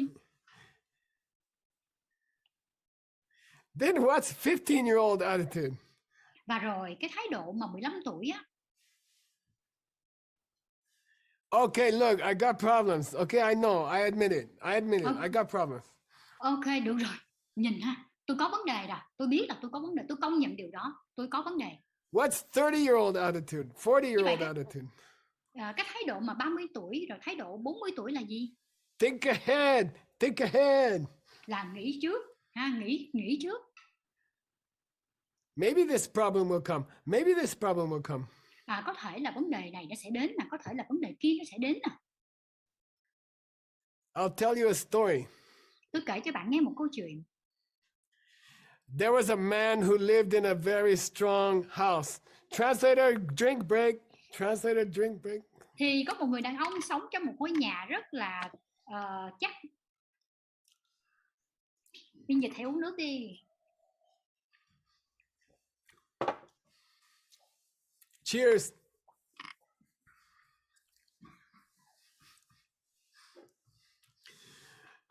There's a man who lived in a very strong house. Thì có một người đàn ông sống trong một ngôi nhà rất là chắc. Then one day he noticed a very strange thing. Và rồi một ngày anh ấy nhận ra một cái điều kỳ lạ. All the neighbor houses are ready to fall down, almost ready to fall down in 1 day or 2 days. Thì là nhà của hàng xóm, tất cả nhà hàng xóm là chuẩn bị nó sụp xuống, gần như là sắp sửa chuẩn bị sụp xuống trong vòng 1-2 ngày. Then he start running from house to house. Your house gonna fall down. Your house gonna fall down. Anh ta bắt đầu mới chạy đến từng nhà một và nói là nhà của anh sắp sụp rồi đó, nhà của anh sắp sụp rồi đó. Then the people just ignore him, you know. Và mọi người thì cứ phớt lờ anh ta. He's running from house to house. Please, your house is gonna fall down very soon. Get out, fix it, do something. Anh ấy thật sự là đã chạy đến từng nhà một. Vui lòng, nhà của bạn sắp sụp rồi đó. Hãy thoát ra khỏi nhà đi, hãy sửa chữa nó đi. Hãy làm cái gì đó đi. Then of course after, I don't know, 40 years. Và rồi, tôi không biết khoảng 40 năm. Some house start to fall down. Một số căn nhà bắt đầu sụp xuống. Then the people sitting in the broken house, all the houses fall down. the people sitting in the middle of an empty place with just the pieces of house around them. Và bắt đầu mọi người ngồi ở trong những cái căn nhà nó bị sụp đổ, nó vỡ tan vỡ ra, và tất cả mọi người nằm ở chính giữa, ở một cái nơi nó gọi là trống rỗng. Nó làm những cái mảnh vụn nhà xung quanh. Hey, you know what? You were right. You were right. You know, my house was falling down. Họ gọi cái anh chàng đó, họ nói là anh nói đúng, ngôi nhà của tôi đang sụp xuống. Hey, come have a coffee with me. Let's talk about it. How my house fell down. Bây giờ chúng ta hãy đi uống cà phê đi, hãy nói về điều này, là làm thế nào mà ngôi nhà của tôi bị đổ sụp vậy. Did the guy say, look, I'm sorry. I don't have time to sit and talk about the house that fell down. I have to go tell the other people the house fell down. Their house will fall down. Anh chàng đã nói là xin lỗi, tôi không có thời gian để ngồi xuống và nói về cái làm thế nào mà ngôi nhà của bạn bị sụp đổ. Tôi phải đi nói với những người khác là nhà của họ sẽ bị sụp đổ. Okay, so for attitude, 4 steps. Và như vậy về cái thái độ là chúng ta có 4 bước ha. 4 bước. Number 1, learn to face your problem. Một là mình hãy học cái cách đối mặt với vấn đề. Number 2, look ahead into the future. Guess what problem is coming. Và cái bước 2 là mình hãy nhìn về tương lai, nhìn về phía trước, đoán xem vấn đề nào nó sẽ đến. Number 3, start to enjoy fixing the problem. Hey, let's fix the problem, you know. Bước 3 là mình bắt đầu tận hưởng tận hưởng cái việc mà giải quyết vấn đề của mình, và mình nói là no, bắt đầu mình phải giải quyết vấn đề. Number 4, start to enjoy fixing other people's problem also. Và bước 4 là mình bắt đầu tận hưởng cái việc, yêu thích cái việc mà đi giải quyết vấn đề của người khác. Oh, Gesla, I tried to help other people fix their problems. It's a lot of trouble. Other people are trouble to help them to fix their problem. Gesla, tôi có vấn đề. Khi mà tôi cố gắng giúp đỡ người khác giải quyết vấn đề của họ thì nó gây ra rất là nhiều vấn đề. Những người khác thì họ cũng có vấn đề trong cái việc mà giúp họ giải quyết vấn đề của chính họ. Okay, if they don't want you to help them at this time, it's okay. Just say, okay, I help you later. Thì nếu cũng được thôi, nếu họ không muốn bạn giúp đỡ họ lần này thì mình nói lần tôi sẽ giúp bạn sau. There's many people who need help now and they are happy to have your help.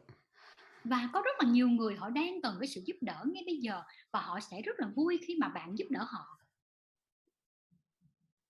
So the ones who don't want help now, just leave it. Go to the next one. Go to the next house. Với những người mà họ không có muốn được giúp đỡ thì có thể họ yên đi, rồi mình cứ đi qua cái người kế tiếp đi qua những ngôi nhà kế tiếp. Then help those other people and have fun. Thì mình hãy giúp những người đó, những người mà cần sự giúp đỡ của mình, và mình vui vẻ. Now, if you're very strong problem fixer. Thì bây giờ nếu bạn trở thành một cái người giỏi giải quyết vấn đề, mạnh mẽ trong việc giải quyết vấn đề, who helps everybody with their problems. Một người mà có thể giúp đỡ mọi người với những cái vấn đề của họ. You don't just fix a few things in the house, okay? Thì bạn không chỉ mà khắc phục một vài thứ trong ngôi nhà. If you're a real DCI advanced level person, nếu bạn thực sự là một người mà DCI có cấp độ nâng cao you don't just help the person to fix their broken house. Thì bạn không chỉ giúp đỡ một người sửa chữa cái ngôi nhà bị sụp đổ của họ đó. You build them a palace and you give it to them. Thậm chí bạn xây lên một dinh thự hay bạn trao nó cho họ. That's a real advanced level. Thì đó mới là thực sự là một cấp độ nâng cao. We are fixing problems, not just your own problem. Thì chúng ta giải quyết vấn đề nó không chỉ là vấn đề của mình. Get happy about problems and help everybody to fix problems. Thì chúng ta hãy vui vẻ với vấn đề của mình và mình hãy giúp đỡ người khác giải quyết vấn đề của họ. After you fix the person's car, sau khi mà bạn giải quyết khắc phục vấn đề ngôi nhà của họ, sau khi bạn khắc phục cái vấn đề xe hơi của họ, then build them a new house and give them a new car. Và rồi chúng ta xây cho họ một ngôi nhà mới, chúng ta cho họ một chiếc xe hơi mới. We are not trying to fix the broken world. Chúng ta không cố gắng khắc phục một cái thế giới đã tan rã. We are not trying to fix a broken world. Chúng ta không cố gắng đi giải quyết một cái thế giới tan rã.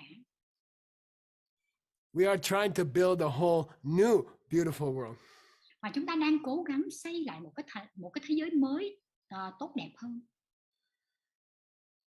This advanced level's name, it's not fixing your problems. Thì cái tên của cái cấp độ nâng cao này nó không phải là giải quyết vấn đề của bạn. This advanced level's name is make a masterpiece where you used to have a problem. Cái cấp độ nâng cao này á, tên của nó là tạo ra một cái kiệt tác khi mà mình có một vấn đề.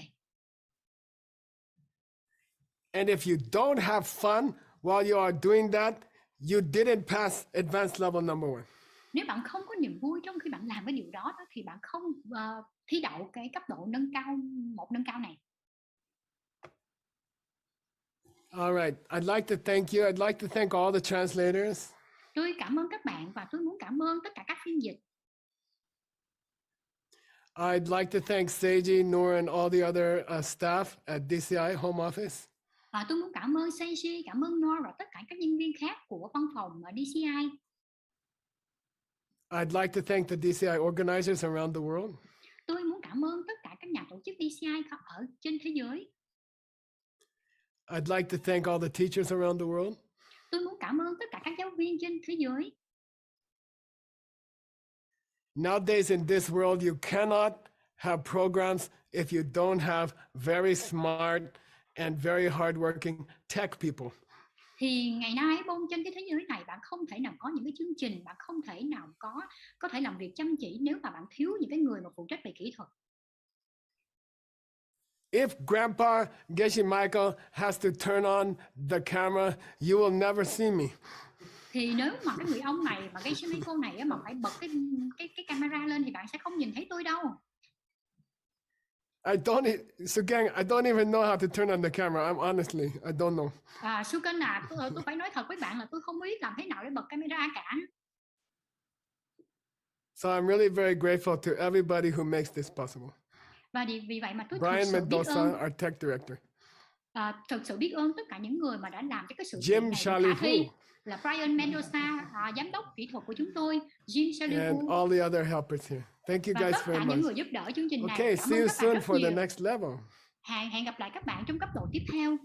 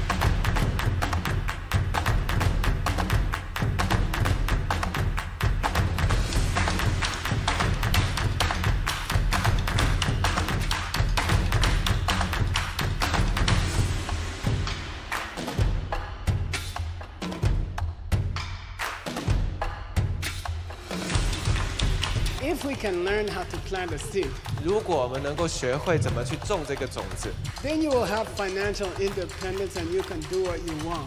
You can help your family, 也可以帮助到你的家庭， help your country. 帮助到你的国家。 Just plant the seed.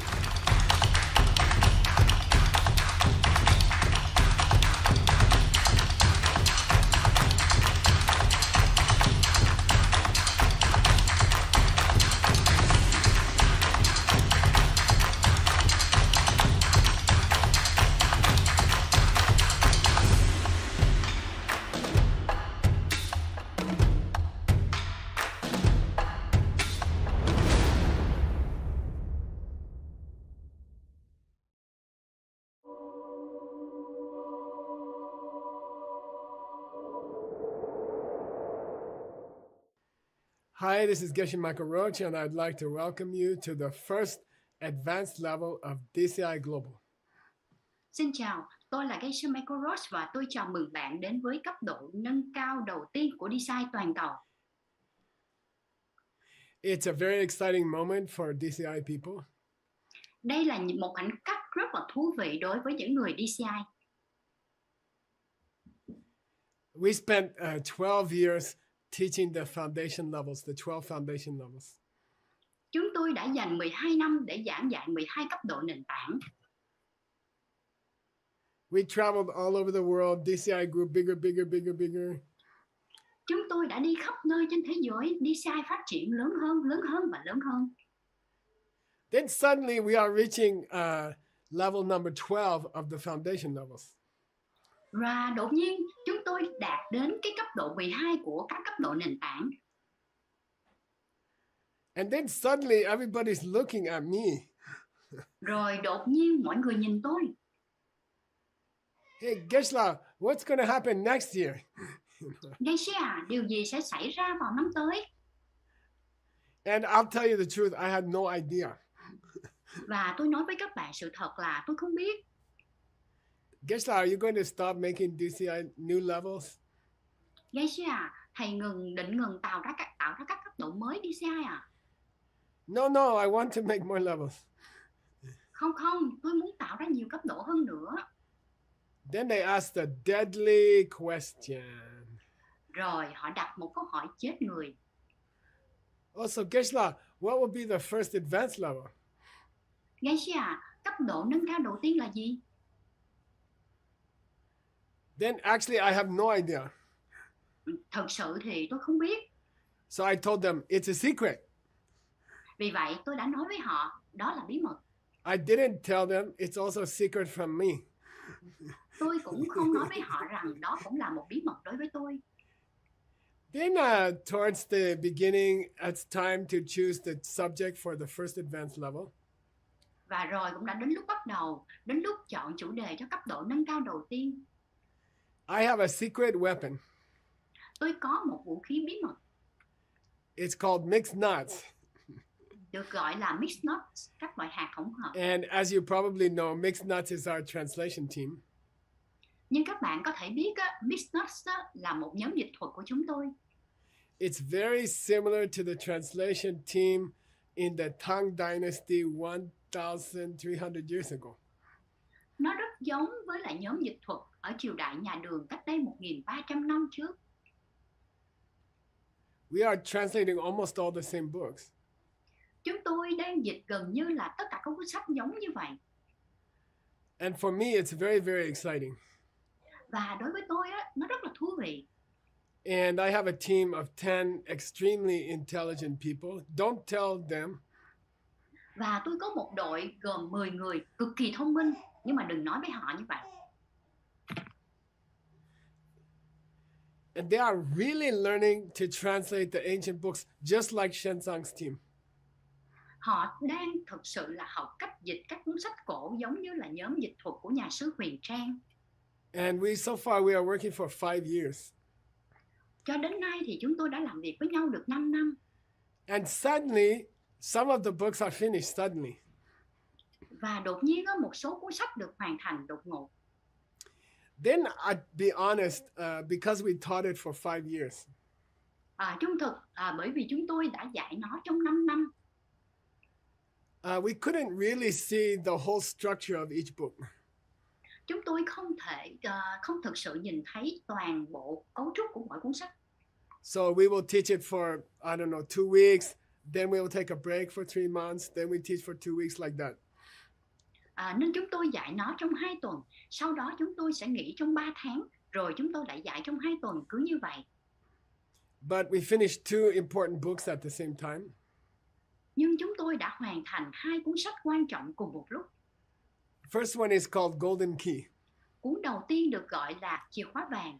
And this is a very ancient commentary about the mind-only school, which was very popular in China during the Tang Dynasty. Đây là một bộ luận rất cổ về trường phái duy tâm rất phổ biến ở Trung Quốc vào thời nhà Đường.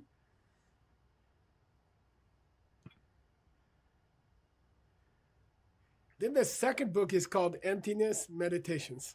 Cuốn sách thứ hai được gọi là Thiền định về tính không. And it's an unbelievable book of 38 different deep arguments about emptiness. Và đó là một cuốn sách khó tin, gồm 38 cái lý luận sâu sắc khác nhau về tính không. 23 of those arguments are correct arguments. 23 trong số các lý luận đó là các lý luận đúng. 15 of those arguments are lousy arguments. 15 trong số những lý luận đó là những lập luận tệ hại. And the author is very smart. Và tác giả rất là thông minh. He said you shouldn't just study the correct argument, you should study the wrong arguments and you should understand why they are wrong. Ông ấy nói rằng bạn không chỉ nên là nghiên cứu những cái lập luận đúng, mà bạn nên nghiên cứu các lập luận sai và bạn cần hiểu tại sao chúng sai. So suddenly I saw the structure of the whole book. Vì vậy đột nhiên tôi nhìn thấy cấu trúc của toàn bộ cuốn sách. Then suddenly I realized I can use this book to solve all the problems in my life. Đột nhiên tôi nhận ra rằng tôi có thể sử dụng cuốn sách này để giải quyết tất cả các vấn đề trong cuộc sống của tôi. And I want to give you some logic, okay? Và tôi muốn cung cấp cho bạn một số logic, được không ạ? Okay, here you have 50%. Ở đây bạn có 50%. Here you have 50%. Và bên đây bạn có 50%. Okay, 50%. 50% plus 50% cộng với 50% equal how much? bằng bao nhiêu? What do you guys think? Các bạn nghĩ sao? Yeah, 100%. Let's check again. Đúng rồi. 100%, hãy kiểm tra lại. Here's 50%. Đây, 50%. Here's 50%. Bên đây 50%. If you combine them, nếu bạn kết hợp chúng, how much percent? bao nhiêu phần trăm? Then you say, Gesla, don't ask stupid question. It's 100%. Sau đó bạn nói, Gesla, đừng có hỏi câu hỏi ngốc như vậy. Đó là 100%. This is your life. This is my life. Đây là cuộc sống của bạn. Đây là cuộc sống của tôi. 50%. 50%. We feel happy. We feel good. Chúng ta cảm thấy hạnh phúc. Chúng ta cảm thấy tốt. In one day, 50% of our day is pretty good. Trong một ngày, 50% thời gian trong ngày của chúng ta là khá tốt. And then 50% is, maybe it's not terrible, but it's not great. Và 50% còn lại thì có thể nó không quá tệ, nhưng nó cũng không tuyệt vời. Small problems, medium problems, big problems. Vấn đề nhỏ, vấn đề vừa, vấn đề lớn. Usually we don't have big problems whole day, right? Thường thì chúng ta không gặp vấn đề lớn suốt cả ngày. Maybe one big problem. Có thể là một vấn đề lớn. 3 medium problems. 3 vấn đề vừa. 15 small problems. 15 vấn đề nhỏ. 15 small, 10, I don't know. These are problems during the day. Some big, some small. Đây là những vấn đề trong ngày. Một số lớn, một số nhỏ. Then our friend, we will meet, I don't know, you go home after you work whole day. Và bạn về nhà sau khi làm việc cả ngày. And your wife or your husband say, honey, how was the work today? Và vợ hoặc chồng bạn nói, em yêu, hôm nay công việc của em thế nào? Well, it was 50% was pretty good. I had a pretty good day. Tốt, 50% khá tốt. And she said, what about the other 50%? Thế còn 50% còn lại thì sao? I don't know problems, you know. Em không biết vấn đề, anh biết đó. Many small problems. Rất là nhiều vấn đề nhỏ. A few medium problems. Một vài vấn đề vừa. One or two big problems. Một hai vấn đề lớn. And my day is a mix of these two 50%. Và ngày hôm nay của em là một sự pha trộn của hai cái 50% này. 50% happy, good day. 50% một ngày là tốt, vui vẻ. 50% problems. 50% là vấn đề. Then my wife will say, how do you feel about the problems? Rồi chồng bạn sẽ nói là, rồi em cảm thấy thế nào về vấn đề này? Then I say, I don't know, I feel tired, you know. Và bạn nói rằng là em không biết, em cảm thấy mệt. It seems like the same problems really year after year, you know. Có vẻ như là những vấn đề nó giống nhau năm này qua năm khác. It's like the same play with different actors. Giống như cùng một vở kịch mà với các diễn viên khác nhau. Year after year, okay. Năm này qua năm khác. The same problems with different actors. Các vấn đề tương tự với các diễn viên khác nhau. Then sometimes it's painful. Và đôi khi nó đau đớn. Sometimes it upsets me. Đôi khi nó làm tôi khó chịu. But mostly it's just like boring, like a low level headache. Nhưng chủ yếu nó giống như nó nhàm chán, nó giống như là một cơn đau đầu cấp độ thấp. Then suppose you could take this 50%. Giả sử là bạn có thể chấp nhận chịu đựng được 50% này. And you learn how to change the problem into crazy success. Và bạn học cách thay đổi vấn đề thành một sự thành công điên rồ. Like, suppose somebody teach you some secret method. Giống như là giả sử là có ai đó dạy cho bạn một cái phương pháp bí mật nào đó. But you can only use it with problems. Nhưng bạn chỉ có thể sử dụng phương pháp này cho vấn đề. And it changed the problem into crazy success. Và nó thay đổi vấn đề thành một cái thành công điên rồ. In the ancient books they call sergirkitsi. Sergirkitsi means the liquid which changes steel into gold. Trong sách cổ nó được gọi là sergirkitsi. Thì cái sergirkitsi có nghĩa là chất lỏng biến thép thành vàng. So what if somebody could teach you a method? Vậy điều gì sẽ xảy ra nếu ai đó dạy cho bạn một phương pháp? It only works with problems. Mà nó chỉ có hiệu quả đối với các vấn đề. And it turns problems into crazy success, wild success. Và nó biến các vấn đề thành công điên rồ, thành công rực rỡ. And suppose you learned that method very well. Giả sử bạn học phương pháp đó rất tốt. Then I'm asking you a question. Vậy thì tôi đặt cho bạn một câu hỏi. At that time, if a new problem comes to you, how will you feel? Và khi đó, nếu một vấn đề mới đến với bạn, bạn sẽ cảm thấy thế nào? You feel like this.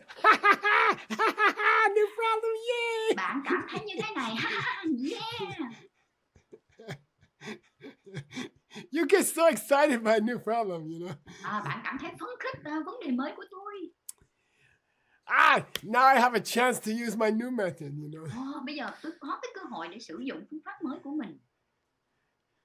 I will change this problem into wild success, you know. Tôi sẽ thay đổi vấn đề này thành một sự thành công rực rỡ. That's better than the 50% no problem. Điều đó tốt hơn là so với cái việc là 50% không có vấn đề. 50% no problem, it just feels okay. 50% không có vấn đề, nó chỉ cảm thấy ổn. 50% problem turn into wild success, you feel excited, okay? 50% vấn đề biến thành công hoang dại, thành công rực rỡ và bạn cảm thấy hứng thú. Now, if it's true there's a system like that. Bây giờ, nếu đúng là có một hệ thống như thế. Don't forget, you agreed at the beginning, 50 plus 50 is how much? Đừng quên, bạn đồng ý điều đó ngay từ đầu. 50 cộng 50 là bao nhiêu?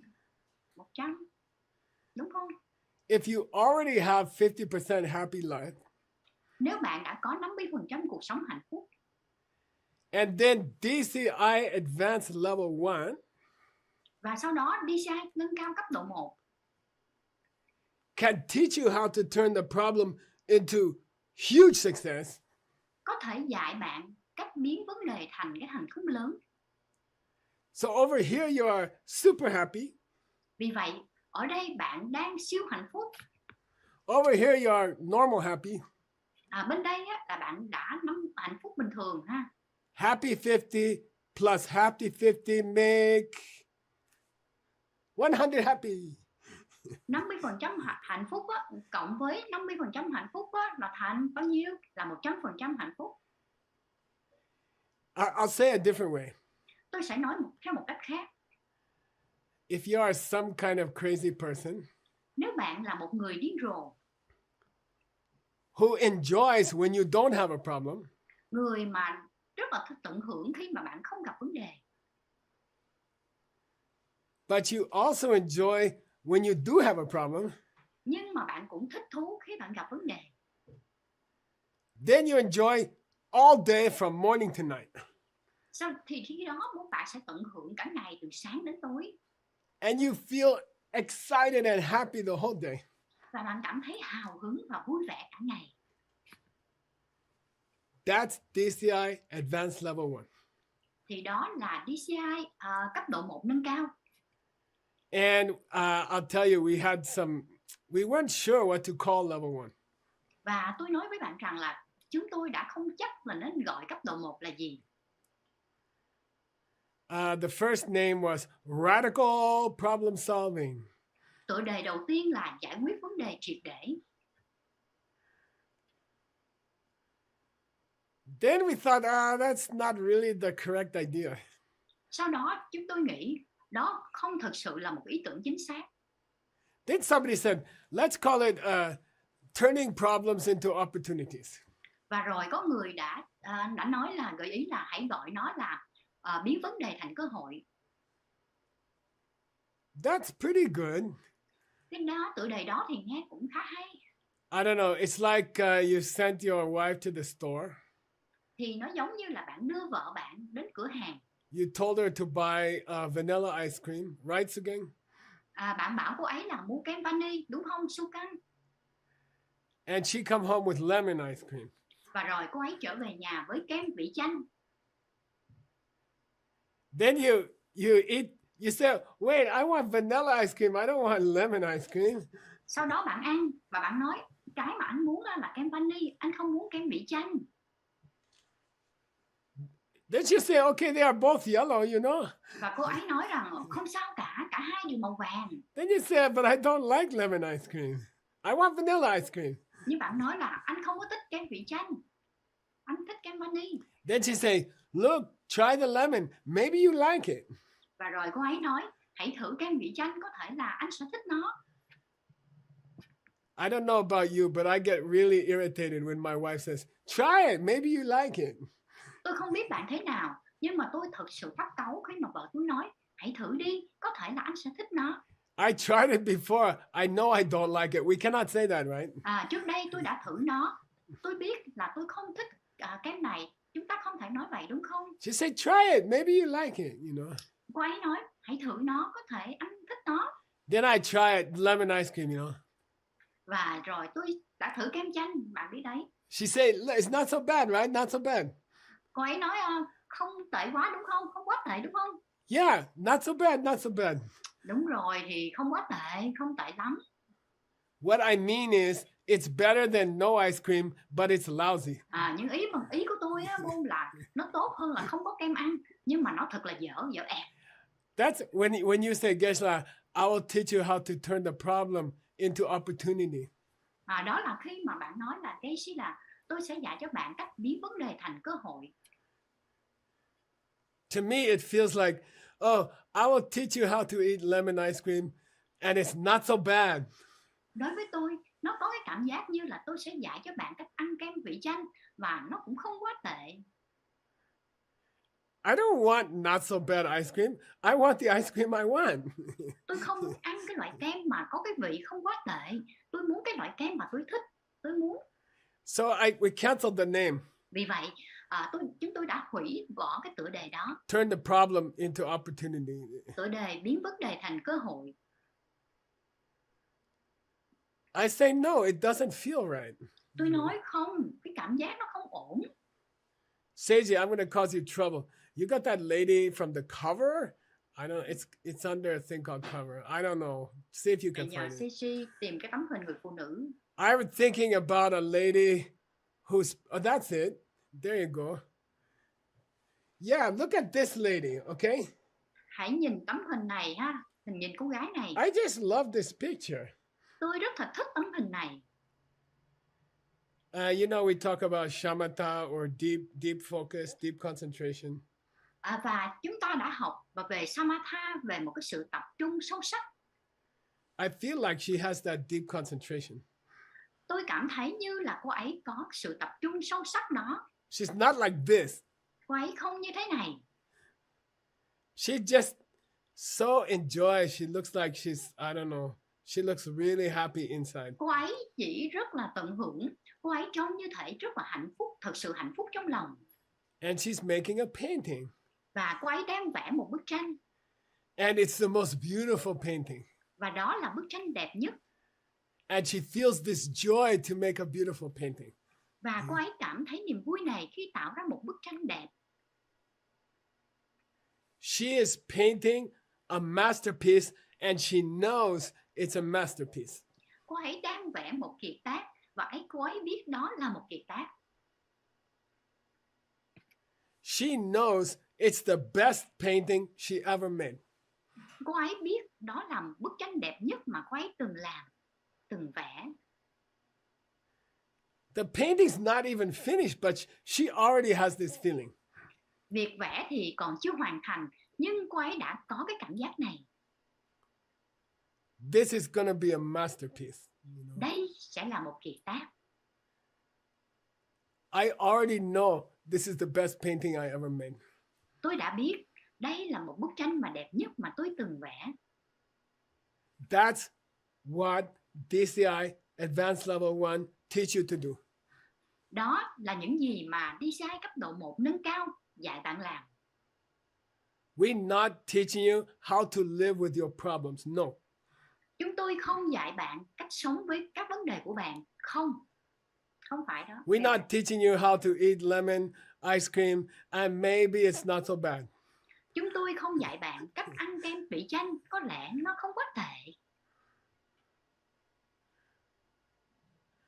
We're teaching you to grab your problems. Chúng tôi dạy bạn cách chụp bắt vấn đề của mình. And turn them into a masterpiece. Okay? Và biến chúng thành một kiệt tác. Just imagine. Chỉ tưởng tượng thôi. Every time you have a problem, you know how to turn it into a masterpiece, you know. Mỗi khi bạn gặp vấn đề, bạn biết cách biến nó thành một kiệt tác. Then you gotta start looking for problems because you want to make more masterpiece. You know? Và bạn bắt đầu tìm kiếm các vấn đề vì bạn muốn tạo ra những cái nhiều kiệt tác hơn. It's the most beautiful thing in a human life when you can take a big problem and turn it into a masterpiece.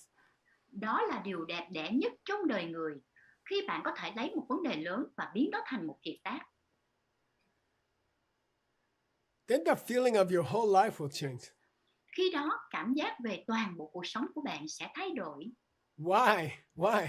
Tại sao? Tại sao? Because 50 plus 50 makes 100.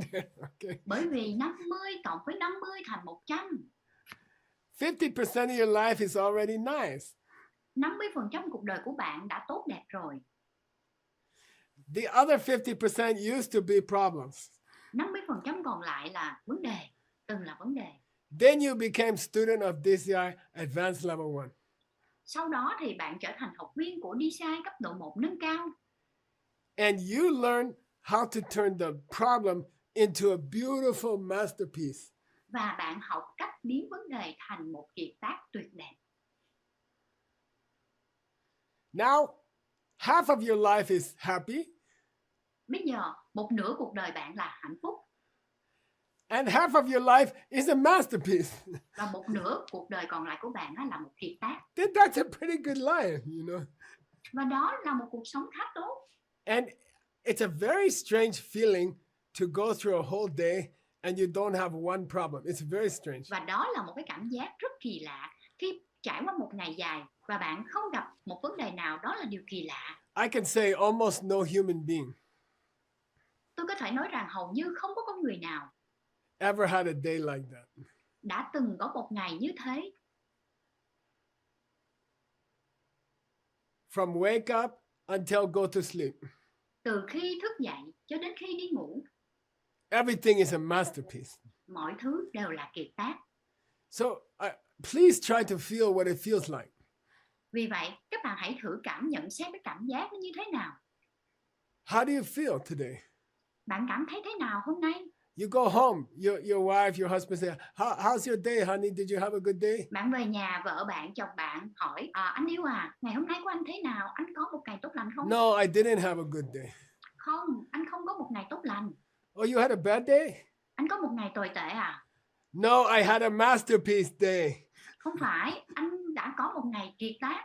It was the best day of my life. Đó là ngày tốt nhất trong cuộc đời anh. And yesterday was also the best day of my life. Ngày hôm qua cũng là ngày tuyệt vời nhất trong cuộc đời anh.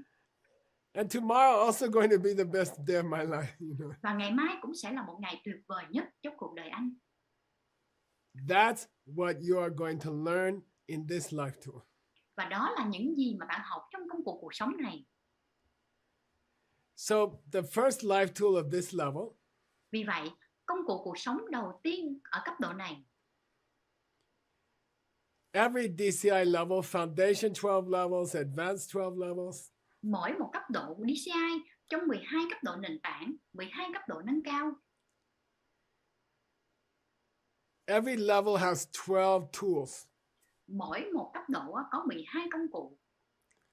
So now advanced level 1, Và bây giờ cấp độ 1 nâng cao, we're going to have 12 different tools. chúng ta sẽ có 12 công cụ khác nhau. So you could paint a masterpiece the whole day.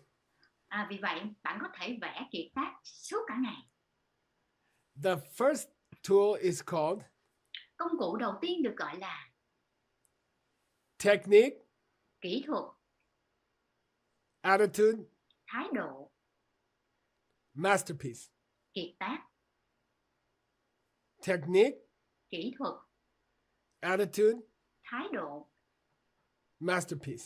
kiệt tác. So the 12 life tools in this level Và 12 công cụ cuộc sống trong cấp độ này. some of them are technique. Một số trong đó là các kỹ thuật. How to solve problems Làm thế nào để giải quyết vấn đề. and how to turn them into masterpiece. Và Okay? làm thế nào để biến chúng thành kiệt tác. Second is attitude. Thứ hai là thái độ. Okay? How do you feel when you meet a problem? Bạn cảm thấy thế nào khi bạn gặp một vấn đề? And I'll tell you how we usually feel, okay? Và tôi sẽ cho bạn biết chúng tôi thường cảm thấy ổn. We don't like a problem. Chúng ta không thích một vấn đề. I don't know, it's like you want ice cream but someone give you poo-poo in the bowl, you know? Nó giống như là bạn muốn ăn kem nhưng rồi ai đó đã cho bạn một cái cục phân trong cái quả bóng. Forget the lemon ice cream, forget the vanilla ice cream, okay? Hãy quên cái kem vị chanh đi, quên kem vani đi. You ask your wife or your husband, can I have some ice cream? Bạn hỏi vợ hoặc chồng bạn, anh có thể ăn kem được không? And she gave you poo-poo in a bowl. Okay. Và cô ấy đã cho bạn một cục phân trong quả bóng. Then how you feel at that moment, you know? Khi đó bạn cảm thấy thế nào vào thời điểm đó? Honey, why you give me that, you know? Em yêu, sao em lại cho anh ăn cái đó? You just want to put it down, you want to go away, you know? Bạn chỉ muốn đặt nó xuống và bạn muốn bỏ đi. That's how we feel about problems. Và đó là cách mà chúng ta cảm nhận về các vấn đề. Why? Tại sao? Problems are trouble, okay? Vấn đề là rắc rối.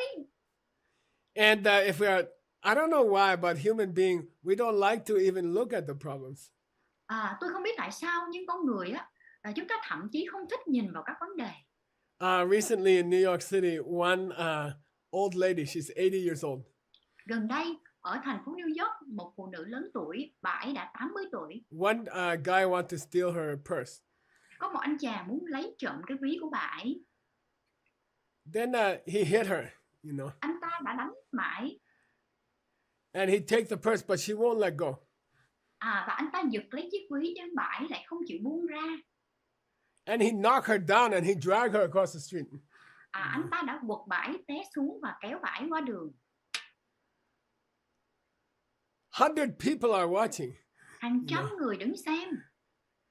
They found on the CCTV, on the camera. They found on the public camera. Họ tìm thấy cái đoạn đó là trên cái camera giám sát công cộng. People look, they can see what's happening. Mọi người nhìn và họ có thể thấy những gì đang xảy ra. Then they look away like they don't see, you know. Sau đó thì họ nhìn đi chỗ khác như là không thấy gì cả. You can see them on the camera. It's very terrible, you know. Bạn có thể nhìn thấy cái điều đó, nhìn thấy họ trên camera. Điều đó rất là khủng khiếp, tệ. They don't want to look at the problem, you know. Họ không muốn nhìn vào các vấn đề. And that's how we feel about problems. Và đó là cách mà chúng ta cảm nhận về các vấn đề. We don't want to see them, you know. Chúng ta không muốn thấy điều đó. It makes us uncomfortable, okay? Nó làm chúng ta không thoải mái. Why? Tại sao? We don't have technique. Vì chúng ta không có kỹ thuật. I'll show you a picture here. This Giseji, the guy fixing the car. Tôi sẽ I think cho it's bạn the xem second một one. bức hình ở đây, một anh chàng đang sửa chiếc xe. This guy here, he's fixing a car. Okay. Anh ấy đang sửa chiếc xe hơi của anh ấy. Yeah, that picture is us with our problems, you know.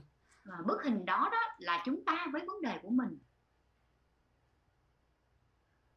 The first problem of a problem is we don't know how to fix it. Vấn đề đầu tiên của một vấn đề là chúng ta không biết cách khắc phục sự cố, khắc phục nó. We just don't know what we're doing, okay? Chúng ta chỉ không biết là mình đang làm gì. Like this guy here. Giống như anh chàng này ở đây nè. What's the sign you don't know how to fix your problems? Dấu hiệu bạn không biết cách khắc phục vấn đề của mình là gì? When you try to fix it, they don't change. Khi bạn cố gắng gọi là sửa chữa nó không thay đổi. Or after you fix it, it comes back again. Okay. Hoặc là sau khi mà bạn sửa nó xong, vấn đề nó lại quay trở lại. Or after you fix it, it makes more problems. Okay. Hoặc là sau khi mà bạn sửa nó lại gây ra nhiều vấn đề hơn.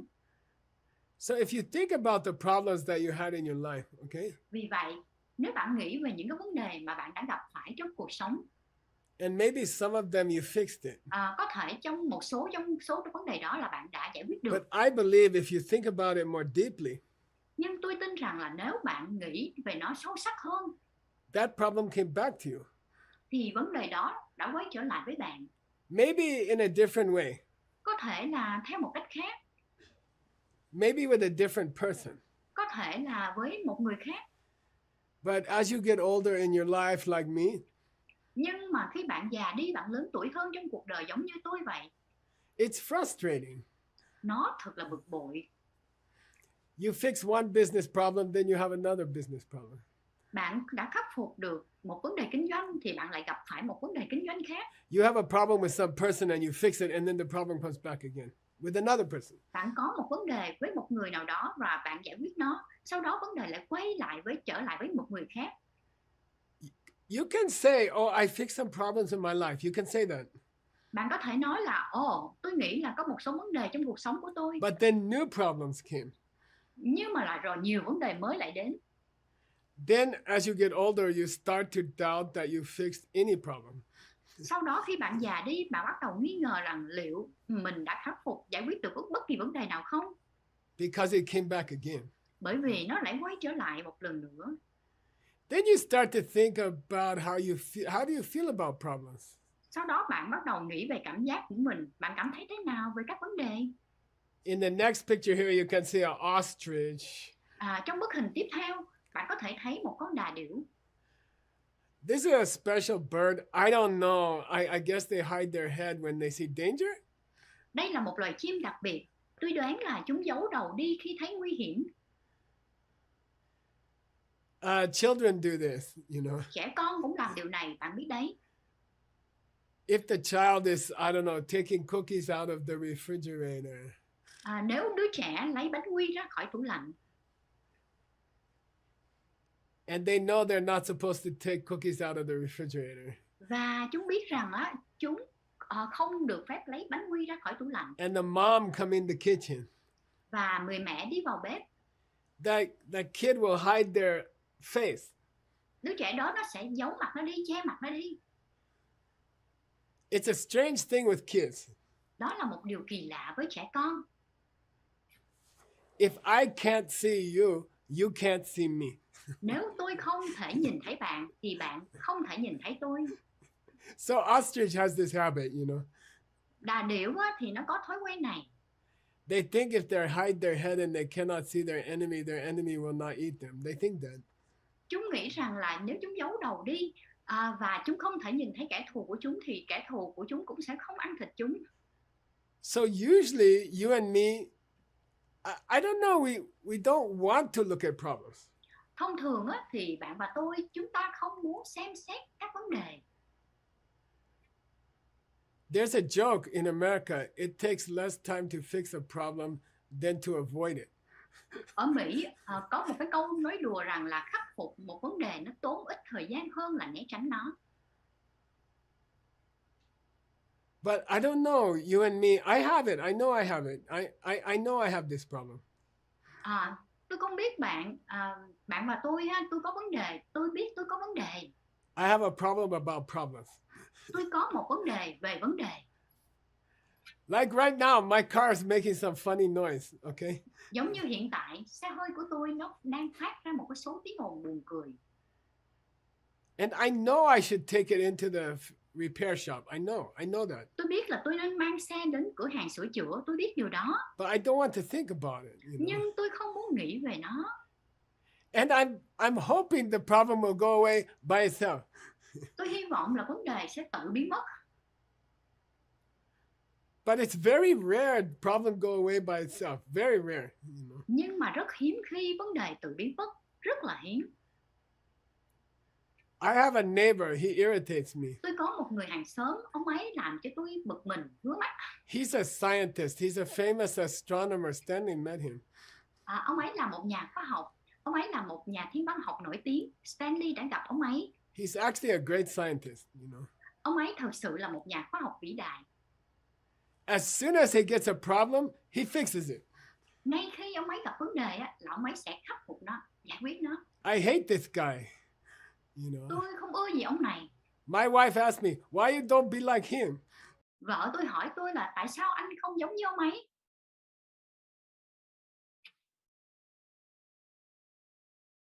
Khi ông ấy gặp vấn đề về xe hơi, ông ấy đã ra ngoài và sửa nó ngay trong ngày. Còn tôi thì giống như thể là anh không biết em yêu, có lẽ vấn đề sẽ biến mất.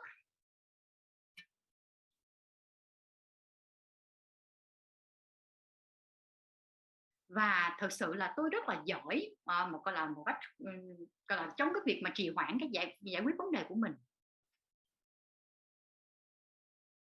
Rồi vấn đề thì không tự biến mất.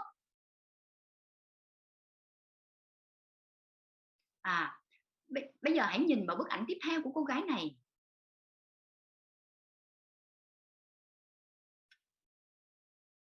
Đó là tôi khi tôi nhìn thấy vấn đề của mình.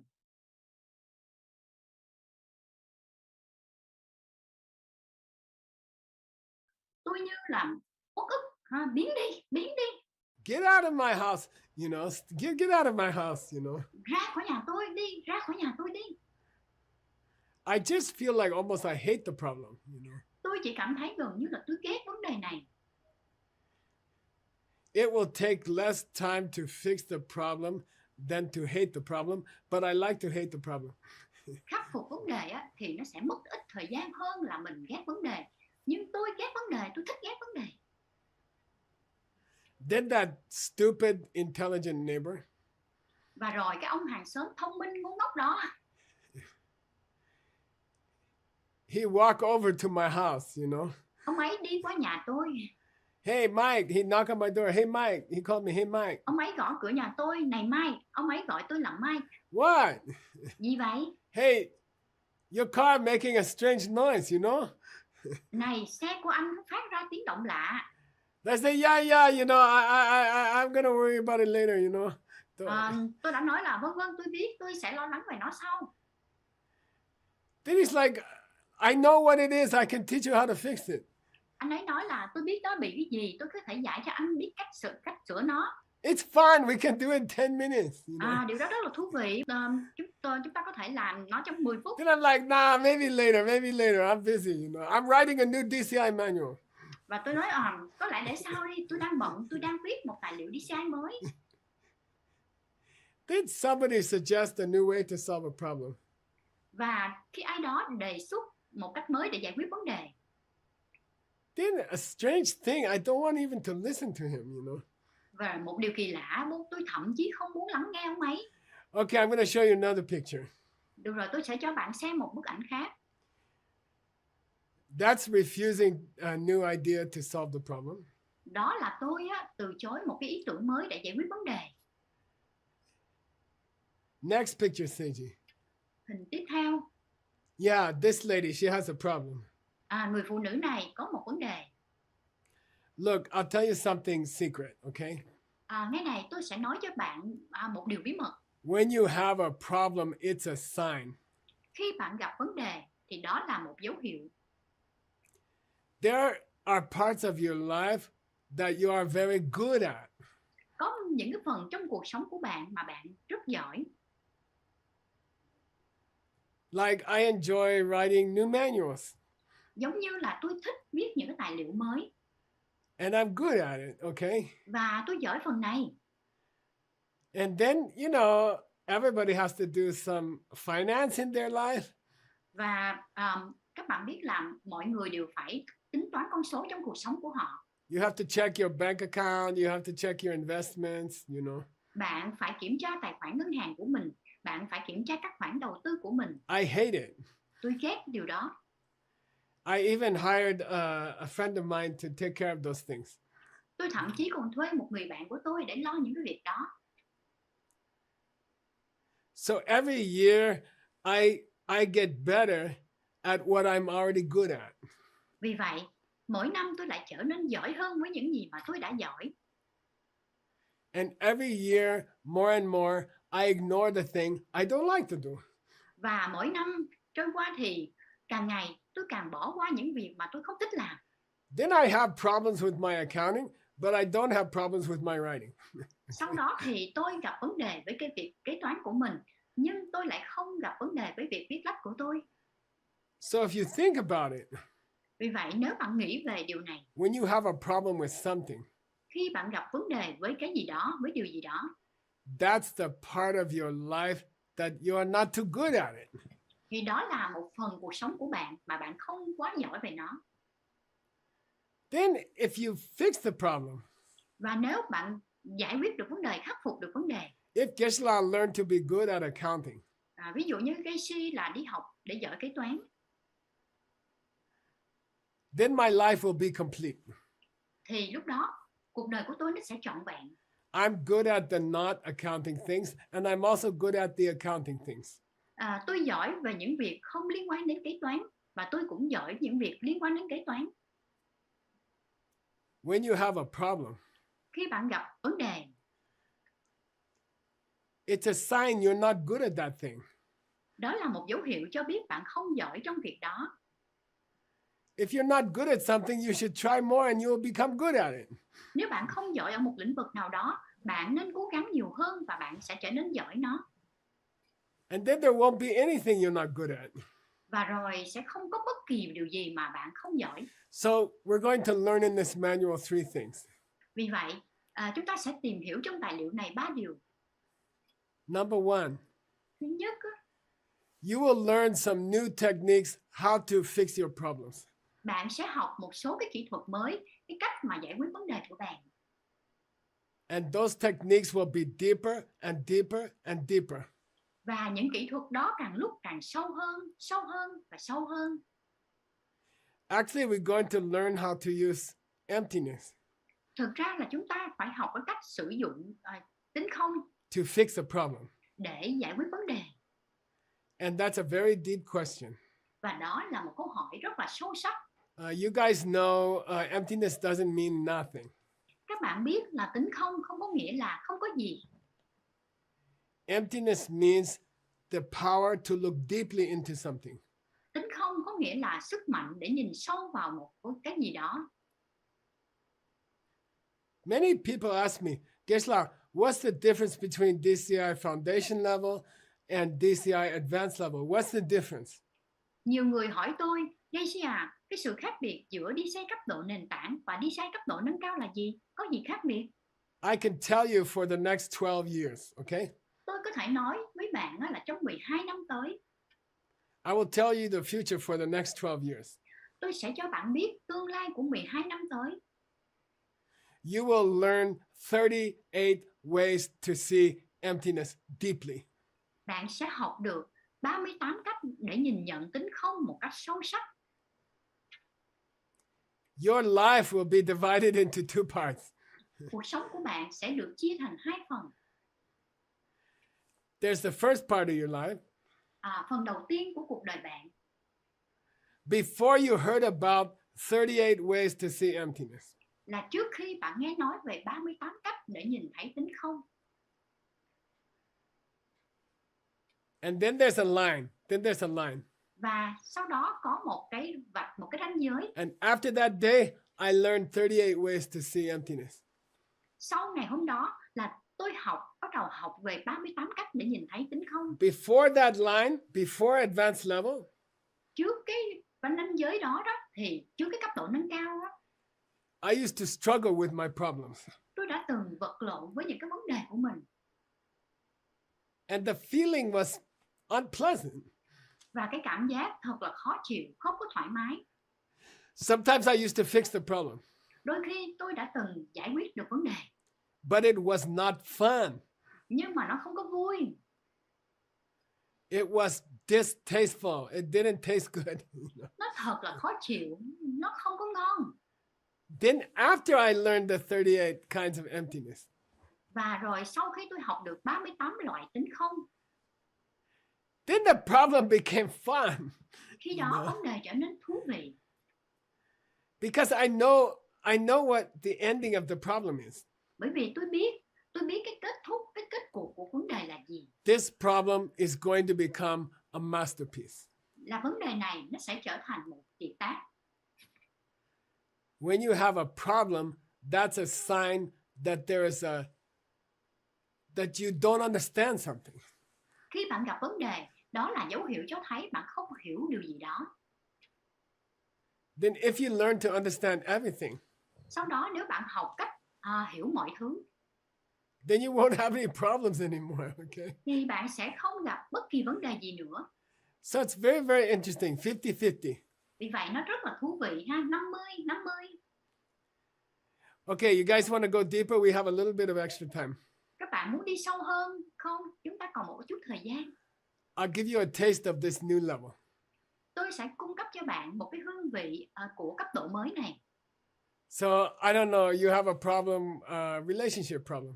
Tôi không biết giả định bạn có một vấn đề về mối quan hệ. My wife asked me today. Hôm nay vợ tôi đã hỏi tôi. Hey, did you put any relationship problem in the new manual? Này, anh có đưa vấn đề về mối quan hệ nào trong tài liệu mới không? Then I was afraid to give her an answer, you know. Tôi ngại phải cho cô ấy một câu trả lời ha. Then I kind of delayed the answer, you know.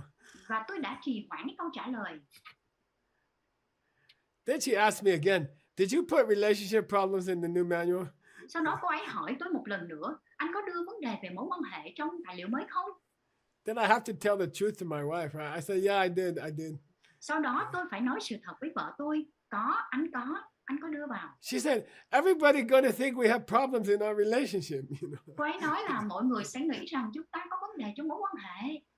I said, of course we don't have problem in our relationship. Và tất nhiên chúng tôi không có vấn đề về trong mối quan hệ của chúng tôi. But in the world, nhưng trên thế giới này, the number one problem in all the world vấn đề số 1 trên cái thế giới này is relationship problem. là vấn đề về mối quan hệ. And the number one relationship is your wife and your husband.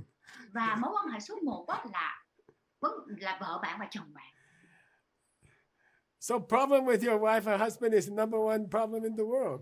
You know? Vì vậy, vấn đề với vợ hoặc chồng là vấn đề số 1 trên thế giới. I think so. I think it's a number one problem most people have. Tôi nghĩ là như thế. Tôi nghĩ đó là vấn đề số 1 mà hầu hết mọi người đều gặp phải. Anyway, I'm trying to use logic. Dù sao thì tôi đang cố gắng sử dụng logic. Look, wife, you know, it's number one problem in the world. Này vợ, em biết đấy, đó là vấn đề số 1 trên thế giới. If I write a manual, advanced level about problem, I have to talk about relationships. Nếu anh viết tài liệu cấp độ nâng cao về các vấn đề thì anh phải đề cập, phải nói về các mối quan hệ. So that answer is very logical, but it didn't work, okay?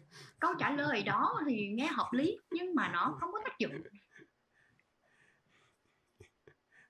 She said, everybody going to think we have problem. You Cô know? ấy nói rằng là mọi người sẽ nghĩ rằng là chúng ta có vấn đề. So actually, we don't have problem. It's a good marriage, you know. Thực sự chúng tôi không có vấn đề.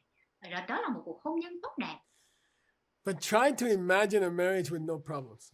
Hãy thử tưởng tượng một cuộc hôn nhân không có vấn đề gì. Try to imagine work with no problems. Hãy tưởng tượng một cái công việc không có vấn đề gì. By the way, I'm not saying you become very good at solving problems and the problems stop. I'm not saying that. Nhân tiện, tôi không có nói rằng là bạn sẽ trở nên rất giỏi trong việc giải quyết vấn đề và vấn đề sẽ dừng lại. Tôi không nói điều đó. Actually, I'm not saying you become a good problem solver. Thật ra tôi cũng không nói là bạn trở thành một người giải quyết vấn đề giỏi. Like you have a problem and you fix it. The problem makes you unhappy for a while, then you fix it, and then you don't feel unhappy. I'm not talking about that. Nó giống như là bạn có một vấn đề và bạn giải quyết nó. Nó có thể làm cho bạn không vui, không hài lòng trong một khoảng thời gian. Rồi bạn khắc phục được nó, sau đó bạn không cảm thấy And of course, vui. I'm not talking about avoiding your problems. Và tất nhiên tôi không nói về việc trốn tránh các vấn đề của bạn. What I want you to feel Những gì tôi muốn bạn cảm nhận when you study this new level, khi bạn học cái cấp độ mới này, you will have a new understanding of emptiness. bạn sẽ có một sự hiểu biết mới về tính không. And every time a problem comes to you, Và mỗi khi một vấn đề mới đến với bạn, you will use your new understanding bạn sẽ sử dụng cái sự hiểu biết mới của mình. and you will paint a masterpiece out of this problem. Okay. Và bạn sẽ vẽ nên một kiệt tác từ vấn đề này. If every problem change into something extremely beautiful, Nếu mọi vấn đề thay đổi thành một cái gì đó vô cùng đẹp đẽ, try to imagine thử hình dung you have the power to turn any problem into something very beautiful. bạn có một cái sức mạnh, một cái khả năng để biến bất kỳ vấn đề nào thành một điều gì đó rất đẹp. Then how will you feel about the problem? Khi đó bạn sẽ cảm thấy thế nào về vấn đề? It's difficult to even to imagine. Thật khó để mà tưởng tượng. If I have the power to turn every problem into something extremely beautiful, extremely successful, lot more money. Nếu mà tôi có một cái sức mạnh để biến mọi vấn đề thành một điều gì đó cực kỳ đẹp đẽ, cực kỳ thành công, nhiều tiền hơn nữa, Then when the problem comes to me, I feel like, yay, I have another problem, yay, you know. và khi vấn đề đến với tôi cảm thấy như thể là yeah, mình có một vấn đề khác, yeah. The result of fixing the problem is a masterpiece. Kết quả của việc giải quyết vấn đề là một kiệt tác. And the painting is also extremely fun. Và cái bức tranh cũng vô cùng vui nhộn, cái việc vẽ cũng vô cùng vui. New level. Thành ra là phần đầu của cái cấp độ mới này á. And at the beginning of these 12 new levels for DCI, và phần đầu của cái 12 cái cấp độ mới này của DCI, I just want you to try to imagine tôi chỉ muốn bạn thử tưởng tượng whole new relationship with problems. là mối quan hệ hoàn toàn mới với vấn đề. Used to be, you want to pretend they are not happening. Từng là cái việc là bạn muốn giả vờ như là nó không xảy ra. Used to be, you avoid them. Đã từng là bạn trốn tránh nó. Then later, maybe you face the problem. Và rồi có thể bạn phải đối mặt với vấn đề. But it doesn't taste good. It's like this, you know. Okay, what's the problem? Nhưng mà nó không có ngon, nó như thế này. Then you fix the problem. You run and tell your wife, honey, I finally fixed the car. Và sau đó bạn giải quyết vấn đề, bạn chạy đến nói với vợ, em yêu, anh đã sửa được chiếc xe hơi. How do you feel about fixing the car? Bạn cảm thấy thế nào về việc sửa chiếc xe hơi? Actually, I feel kind of relaxed, you know. Thực tế thì tôi cảm thấy giống như là thư giãn, thoải mái. Long time I avoided thinking about it. It's the car's making a noise, but I don't want to think about it. Lâu rồi tôi tránh nghĩ về nó. Chiếc xe gây ra tiếng ồn, nhưng là tôi không muốn nghĩ về điều đó. Then finally I decide it's my duty, like a soldier. I should fix the problem. Cuối cùng tôi quyết định rằng đó là nhiệm vụ của tôi như một người lính. Tôi nên khắc phục vấn đề. I march like a soldier to the car repair shop. Tôi đi hành quân như một người lính đến tiệm sửa xe. My car making noise. Please fix my car. Xe của tôi đang phát ra tiếng ồn. Làm ơn sửa xe cho tôi. Then I march home. Và sau đó tôi hành quân về nhà. Meet my wife. Gặp vợ của tôi. General wife. Đại tướng vợ. I fixed the car. Anh đã sửa xe. Then she tell me, you're a real Genlang. Thì cô ấy nói với tôi rằng anh thật sự là You're một a real superhero, you know. anh thật sự là một siêu anh hùng. Then I feel, yeah, okay, I fixed it, okay. Sau đó tôi cảm thấy ổn, tôi đã sửa nó. Then I just forget about it, you know. Và tôi chỉ quên về nó. So that's the old way. Thì đó là cách cũ. Now here's the new way. Just try to imagine, okay? Và bây giờ là cách mới, bạn chỉ cần tưởng tượng. You go out to work. You go to work. Bạn đi ra ngoài làm việc. You get in your car. Bạn lên xe hơi. You start the car. Bạn khởi động xe. It's starting to make a strange noise like Và bạn bắt đầu chiếc xe nó phát ra tiếng động lạ. Then you go, yes. Và bạn bắt đầu yeah. You open the door to the car. Bạn bắt đầu mở cửa xe hơi. You run into the house. Bạn chạy vào nhà. Honey. Em yêu. What happened? Chuyện gì xảy ra? Chuyện gì xảy ra? I got a problem. Anh có một vấn đề. Wow, you got a problem. You're so lucky, you know. Wow, anh gặp một vấn đề, anh thật là may mắn. Yeah, now I can make a better car, a masterpiece, you know. Đúng rồi, bây giờ anh có thể tạo ra một kiệt tác xe hơi tốt hơn. I'm so lucky I got a problem, you know. Anh rất là may mắn khi anh gặp phải vấn đề. And your wife hug you. Oh, honey, you're so great, you know. Sau đó vợ bạn ôm bạn, anh yêu, anh thật là tuyệt vời. You're always making new problems. You're so great, you know. Anh đặt ra vấn đề mới, muốn anh thật là tuyệt. Every time we have a new problem, we make something more beautiful than before. We're so lucky, you know. Mỗi khi chúng ta có một vấn đề mới, chúng ta tạo ra một điều gì đó đẹp hơn trước, chúng ta rất là may mắn. So that's the new DCI level 1. Đó là cái DCI cấp độ 1 mới. And I don't know. Okay, let me think about it. Hãy để tôi nghĩ về nó. My wife came home this morning. She went to the store. Sáng nay vợ tôi đã đi đến một cửa hàng và cô ấy đi về nhà. And it's coming Christmas time in America. I know you're going to watch this after Christmas time, but Christmas time in America. Sắp đến là Giáng sinh ở Mỹ. Tôi biết là bạn sẽ xem cái video này sau cái lễ Giáng sinh, nhưng mà đây là một cái dịp lễ Giáng sinh ở Mỹ. Then we have a special candy cane. This red and white candy. Chúng tôi có một cái loại kẹo đặc biệt. kẹo mà màu đỏ và trắng á, chạm And sọc. my wife doesn't like sweets. She doesn't eat cookies or things like that. Vợ tôi thì không thích đồ ngọt. Cô ấy không ăn bánh quy hay là những món tương tự. And she came home today very excited, you know. Hôm nay thì cô ấy về nhà rất là háo hức. Oh, Mike, I got something for you, you know. Ôi Mike, em có mua cái này cho anh nè. She said, wait. And she got this box. She opened the box. Cô ấy nói là đợi đã. Rồi cô ấy lấy cái hộp ra và cô ấy mở ra. Usually she's telling me, no cookies, you cannot eat cookie. Thường thì cô ấy sẽ nói với tôi là không có bánh quy, anh không được ăn bánh quy. You already have COVID tummy. You don't need cookie. Anh đã có một cái bị bụng to trong giai đoạn Covid rồi, anh không cần cookie. Then today she's like, Mike, I got cookie for you, you know. Hôm nay thì cô ấy nói là Mike, em có mua bánh quy cho anh. I'm like, what? You got cookie for me? Gì? Em mua bánh quy cho anh à? Yeah, I got big cookie for you. Eat the whole thing. Có, đúng rồi. Em mua cho anh một cái bánh quy lớn. Anh hay ăn nguyên cái luôn đi. You want me to eat a big cookie? Em muốn anh ăn một cái bánh quy lớn à? Yeah, just try.